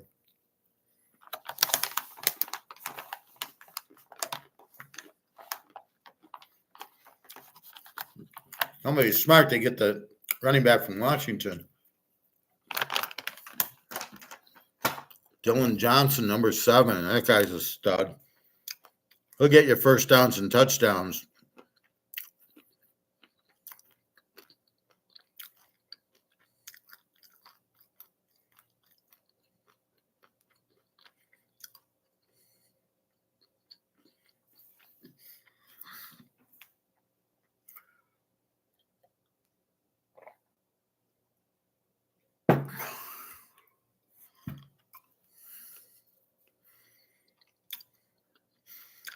The Lions trade up, but they don't know who they're picking. Okay.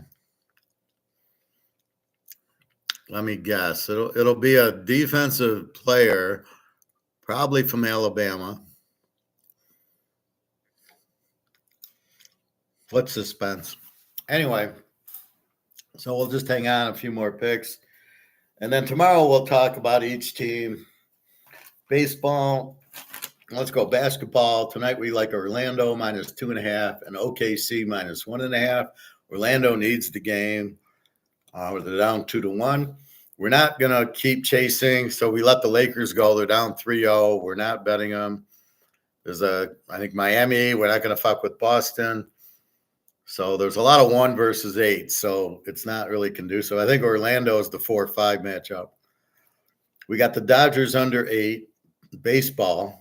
Baltimore over 8, Texas, St. Louis, the Cubbies over 8.5, Washington, Houston, KC under 8, White Sox over 8.5, Milwaukee, Atlanta over 8.5, Philly under 7.5 is the 10-star, Frisco, Mini over 8.5, Arizona over 7.5. Why are we taking so many over-unders? It's just because bad pitching, and we're assuming that they should score a lot, right? We're looking at the week, a 5 ERA and a 6 ERA. Should be a high-scoring game. It's not necessarily been the case, but that's what we're going with, and we're going to anticipate that to be, all you can do is look at the variables The variables are the pitchers' ERAs. We try to look at the team ERA so we can understand the bullpens. And it's so confusing now because the managers have no clue how to run a team. So they're batting 5-6 guys with under 175 batting averages who shouldn't even be in the league. And then they're pitching. They'll start a pitcher, and even if he's a really good one, he's got 100 pitches. If he's a real bad one, he pitches 2 or 3 innings, and in their minds, well, he's eating up innings. So we don't want a good pitcher. We want one that can pitch 3-4 innings, give up 4 runs, and we're happy with it. This is how bad baseball is. If I'm the manager, my guy, I am going to a 4-man staff because I know I don't have 5 pitchers that are any good. I maybe have 1 or 2. So I'm going to go 4 pitchers on 3 days rest, or every 4th day. I'm going to have 2 bullpen guys, and the rest are going to be regular players. And I'm going to look for 300 hitters, and none of this bullshit of the other. So that's how you should manage. I don't like this 5 innings, 100. I would definitely not have a pitch count. I would say that to the pitchers. You're done with pitch counts. Right? You're not babies. You're not 5 years old. I remember in Little League I pitched. In my last year, they went to this pitch count thing, and I hated it. I mean, I'd pitch, 3 innings, and I'm feeling fine, and I have to come out because I pitched so many pitches. It's like, you got to be kidding me. So I didn't like that at all. But I thought that's when the government gets involved, telling you that they know better than you. I mean, I don't get the point. I thought it was stupid. If I want to pitch, if I hurt my arm, that's my fault. But I'm smart enough to know, hey, I'm tired, my arm's hurting, you better pull me. And I did that when I played pony, and my arm would hurt. It would hurt like right here in the elbow because I was throwing like curveballs and stuff. And so I stopped, and I had to take like a month off. I hurt the tendon, but okay, so I stopped. But let me make my own decisions, right? So this whole 5-inning, 100 pitch count, and you still got all the pitchers injured, it's just a joke. It's not working. The Lions still haven't made their pick. Okay. Bucky Irving. All right. So one of the best players that should go in the 1st round goes in the 4th round. The Tampa Bay, who needs coaches. A lot of the problem in the NFL is the coaching, just like baseball, right? This 100 pitch is ridiculous. Football, same thing. Oh, the Lions took a tackle from British Columbia. Oh, my God. Giovanni Manu, a tackle from British Columbia. What, are they kidding? Now, they don't need Hartman. They got Hooker, but seriously, you don't need offensive linemen. You need defense. So, again, I don't know what they're doing. They've drafted 2 defensive backs. It ain't going to matter because the defensive coordinator is going to run the 2-high zone and play zone. And, it doesn't matter who you have. Mel Blount could be out there. You're still going to complete all these passes because you're playing a weak zone. You didn't draft any defensive linemen or linebackers. Mostly defensive linemen is what you need. Will Shipley from Clemson went to Philadelphia. Okay. What happened to the Notre Dame guy? So he's not bad for Philadelphia. He's okay. Buffalo, Ray Davis, running back from Kentucky. So now all the running backs are coming? I don't know Ray Davis is any good. Again, where's the Notre Dame guy?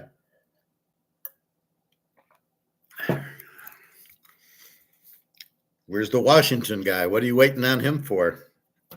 Guy's fucking great. So where Buffalo took the safety in the 2nd round from Utah, that was a great pick. This is a lousy pick. Running back from Kentucky, I never heard of the guy.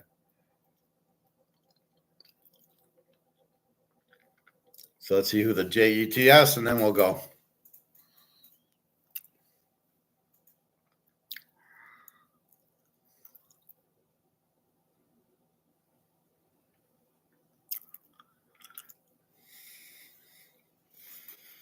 Anyway,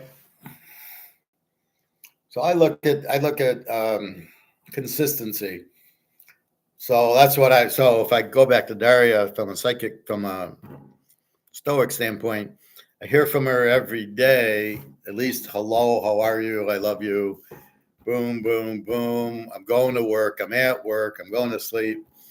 And then for 3 days, I don't get anything. And what is that? Like, what did you forget about me or what? Because you're not asking for money all the time. You're just saying hello, how are you? So how do you forget that for 3 days? Then I get some sort of excuse like, oh, my phone was this, or I was sick, or I was that, or I was this. You can't tell me that up front. I mean, I can tell you I'm sick. I'm in bed. I'm sick watching TV. You can't tell me that. Anyway, so waiting for the Jets. That's about it. So we're waiting on the draft. We went through baseball. We went through basketball. We talked about gold very briefly. Again, the big thing with silver is they're trying to keep the price down for the Tomahawk missiles, which require 500 ounces of silver in the missile head that explodes. It's silver. So there's an incentive to keep the price down, price fix it, and these mines don't know the difference. They probably get paid off to take it. So silver seems like it's very corrupt. Everybody says, well, they're undervalued. Well, no, they're just what they are. I mean, they're very corrupt. The Jets made another. I can't get the Jets pick. Now Frisco is up, and then Baltimore. Okay, there's the Jets. The Jets don't want to. They don't want to pick. It's hilarious. So we got Frisco again, and Frisco should just took Malik Mustafa, defensive back from Wake Forest, and now they're going to take. Let's see. Anyway, we'll get going after this. I keep waiting for the Jets pick. They keep trading it.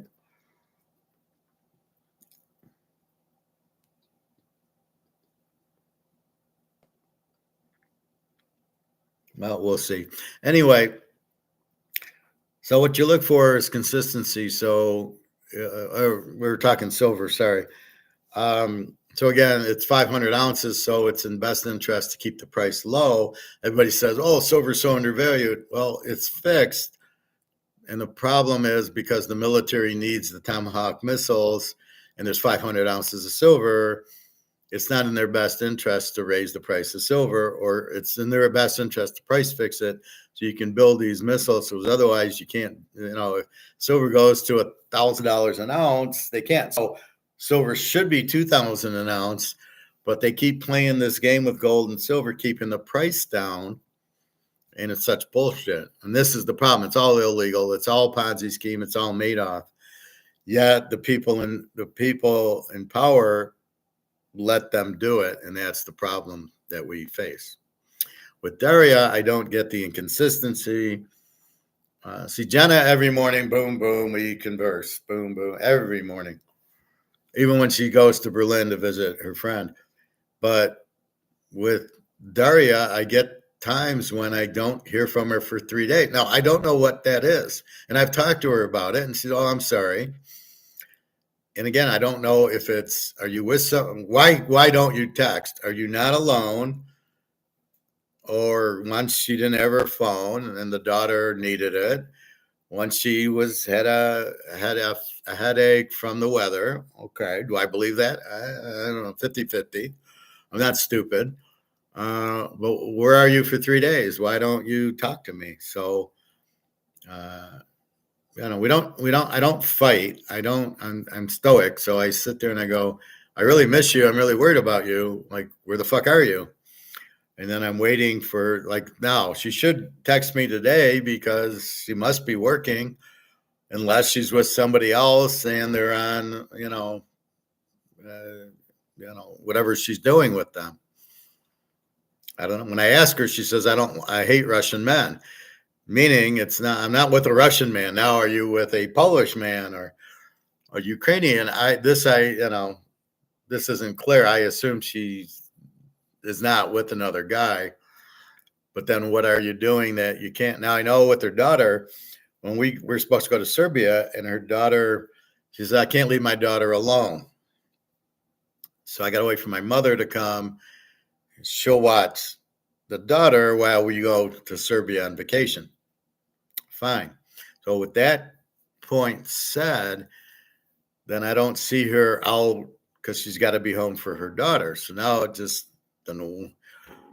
okay, I guess she's real busy and she sees maybe the psychologist, well, I see Howard messages me. Yeah, he's there. He loves me. Da, da, da, da, da. So therefore, I don't have to text him back because I know he's there. And I don't want to play games. I'm not going to not text her for 3 days. I don't want to worry or upset her. I think it's childish, but I am like, now she normally has a decent explanation for where she was, but I don't know. All right.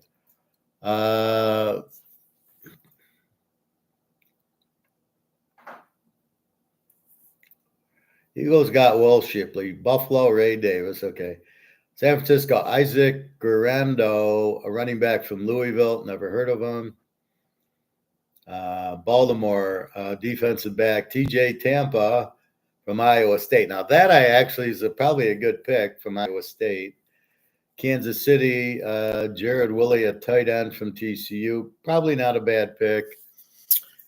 And anyway, with that, I will let you go. Any other comments? So I think the Bears have the worst draft. Tennessee did nothing. The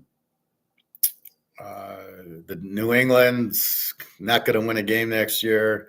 Minnesota, horrible draft, but they have Nick Mullins, so they're basically going to keep Nick Mullins. Will start. J.J. McCarthy probably will never see the field. A terrible pick. You wonder what these teams are thinking. And then here's Sam Hartman sitting there, not drafted, and he's probably one of the top 3 quarterbacks in the draft, and you're not drafting him.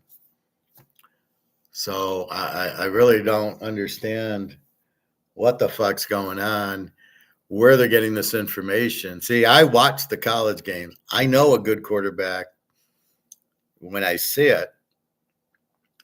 And I very rarely make a mistake. Told you Darnold would suck. I told you Josh Allen would suck. Lamar sucks. I'm right on all of them. Yeah, Lamar looks good against some teams running the ball, but at the end of the day, he doesn't win playoff games. Same thing with Josh Allen. That's what I'm thinking. They're not that good. Mahomes is a stud, and Burrow, Burrow was an easy, you knew he was going to be a superstar. Justin Herbert, I don't recall what I did on his draft. I don't think it would be as good as he is.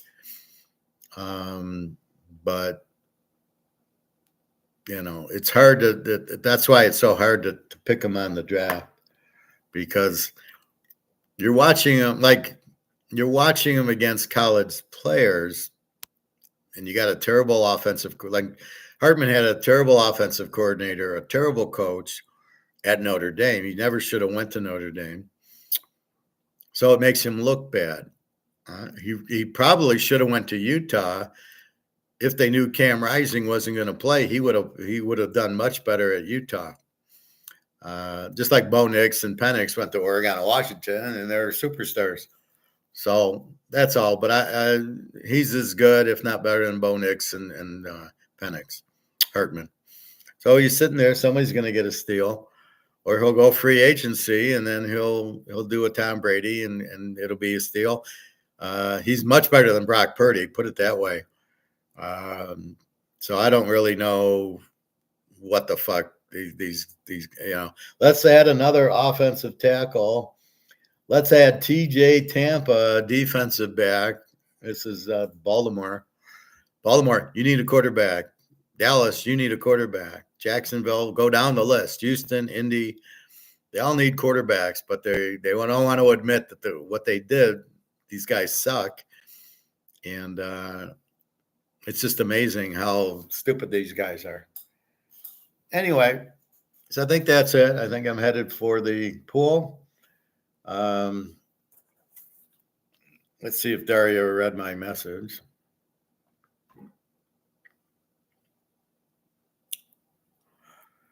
Yeah, she was on, and she was just on. So what the fuck?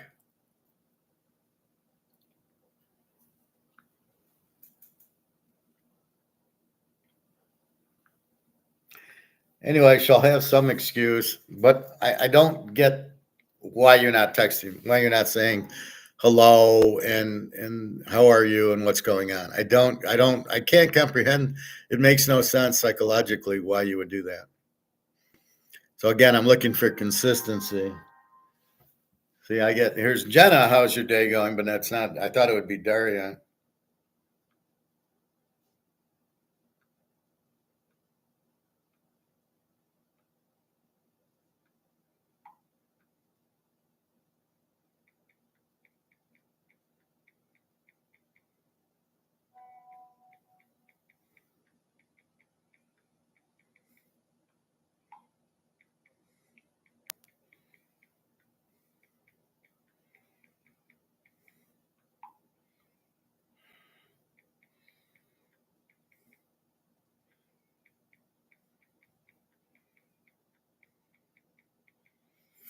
So this is Jenna going, how are you? I'm eating dinner and watching a movie. But Daria's at work, so I've got to realize that. And then it's 1:40, so add 7 hours, so it's 8:40 for Daria, and she's still at work. I'm hoping to hear from her.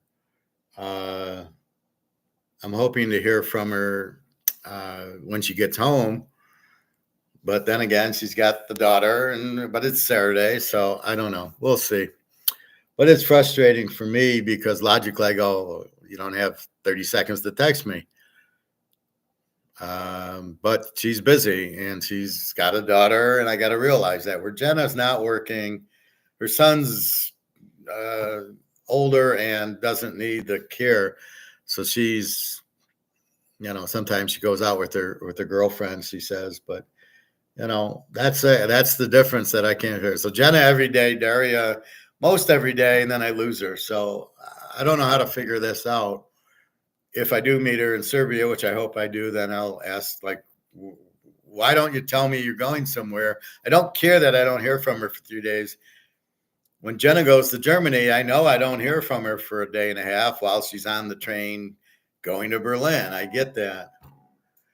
Jenna, I'm sick. I have a cold, runny nose, cough, and fever. For dinner, baked vegetable, pepper mushrooms, eggplant, cheese and chicken, and hot tea, of course.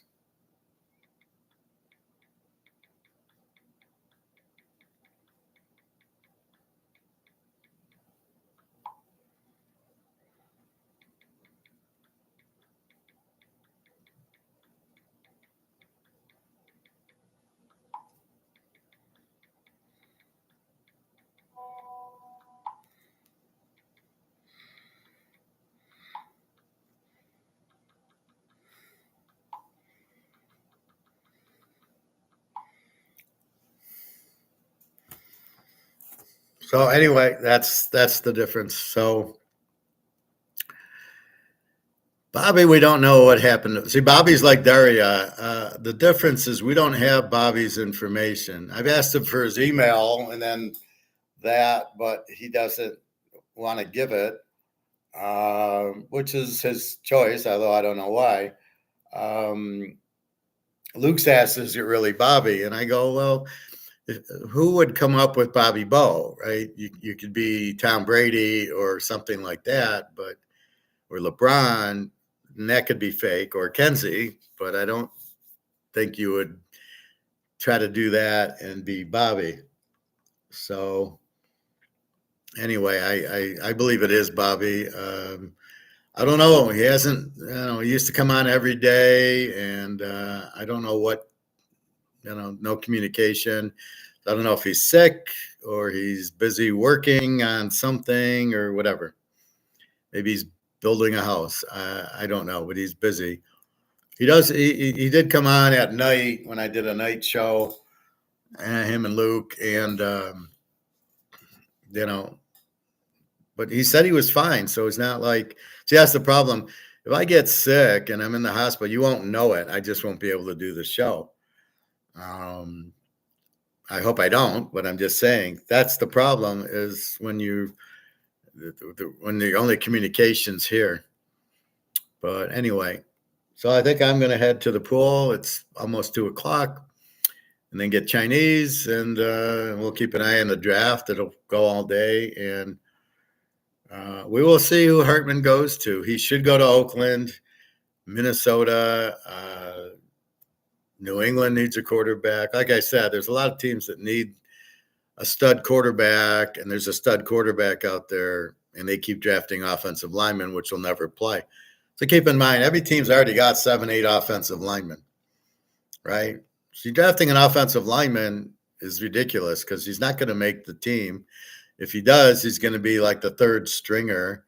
Maybe he's on kickoff returns. So why even waste your time drafting him? How bad is San Diego's offensive line that they didn't draft Brock Bowers, but they drafted the Notre Dame guard? And how much better is he than these guys? So you're telling me the Notre Dame guard is better than that? I don't know.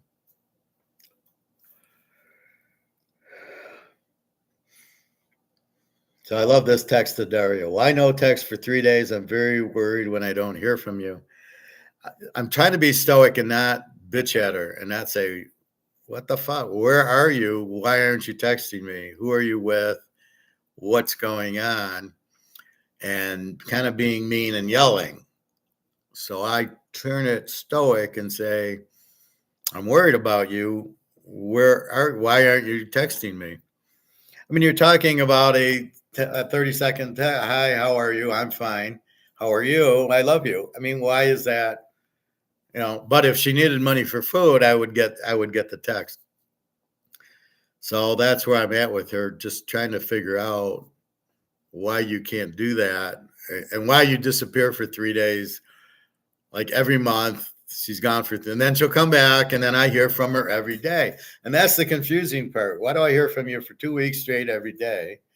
And then all of a sudden you disappear for 3 days. And what the fuck? And I'm trying to be polite with it, but I don't know. Last seen at 148. It's 152. Anyway, that's all I can do. I don't know. Now, with Irina or some of the other friends, I don't expect them every day. I get that. We have different friendships. Jenna, I do expect every day, but she needs me also because she's pretty much alone in the middle of a fucking war.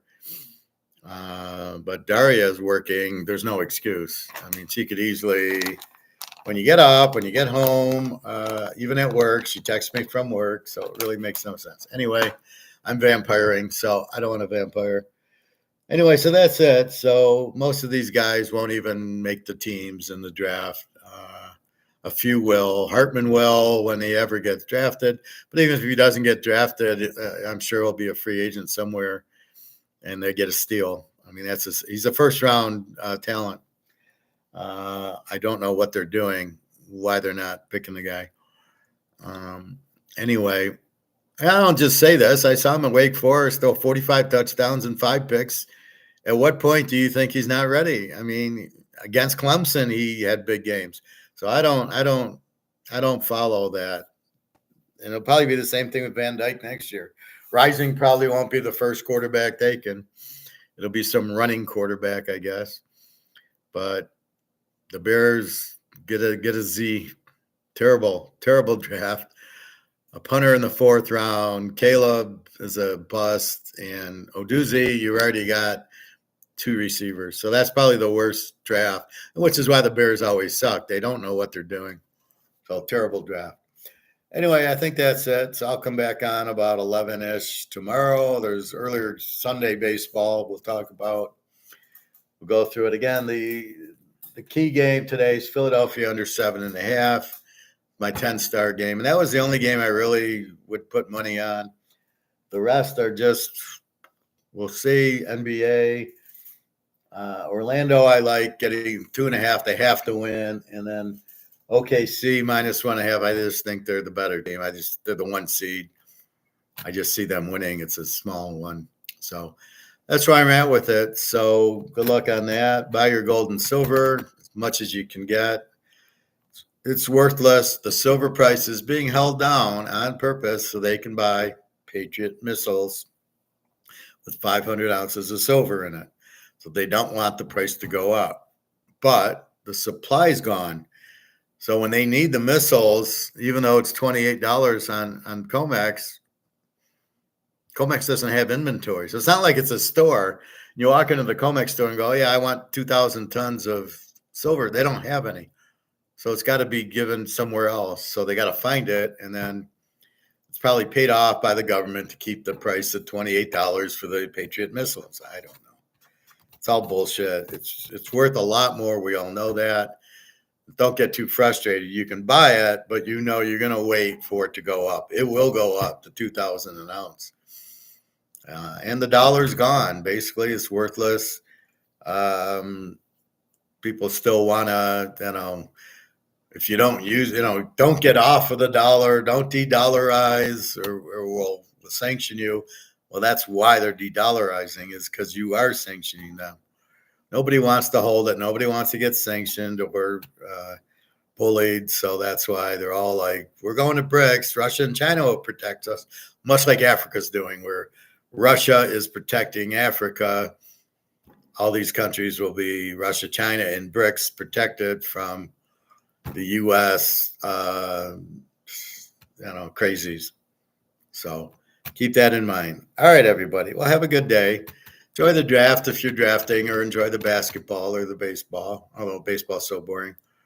And just try to watch your sugars, and hopefully your girlfriends are talking to you and not gone for 3 days. But there's nothing I can do with Daria. I can only say, where are you? I'm worried, but I must be stoic and wait for her to respond. There's nothing I can do until she responds, like Jenna just did. I got it, and I responded to her. So she's, we're there. Why Daria's not doing this, again, she's working. It's a little different. She's working, and she has to take care of her daughters. There's a little thing, and it's 2:00, so it's 9:00 at night there already, Saturday night, which is the other thing I got to get used to. It's not 2:00 in the afternoon there. She's in Russia. It's 9:00. So her day is almost done. And then you're wondering, well, why didn't you text me in the morning? Like, hello. So anyway, that's about it. www.teaserking.com. Working on the economics class, which I think a lot of people want. We'll see. And I'll do that privately. So people buy, I'll do a private class for them. And I'll still do this type of class for the football and the baseball. We'll talk a little gold and silver here, but really, like, what is inflation or teaching economics will be done in that classroom. All right, everybody. Well, have a good day. Be safe, be well. All right. www.teaserking.com. Take care.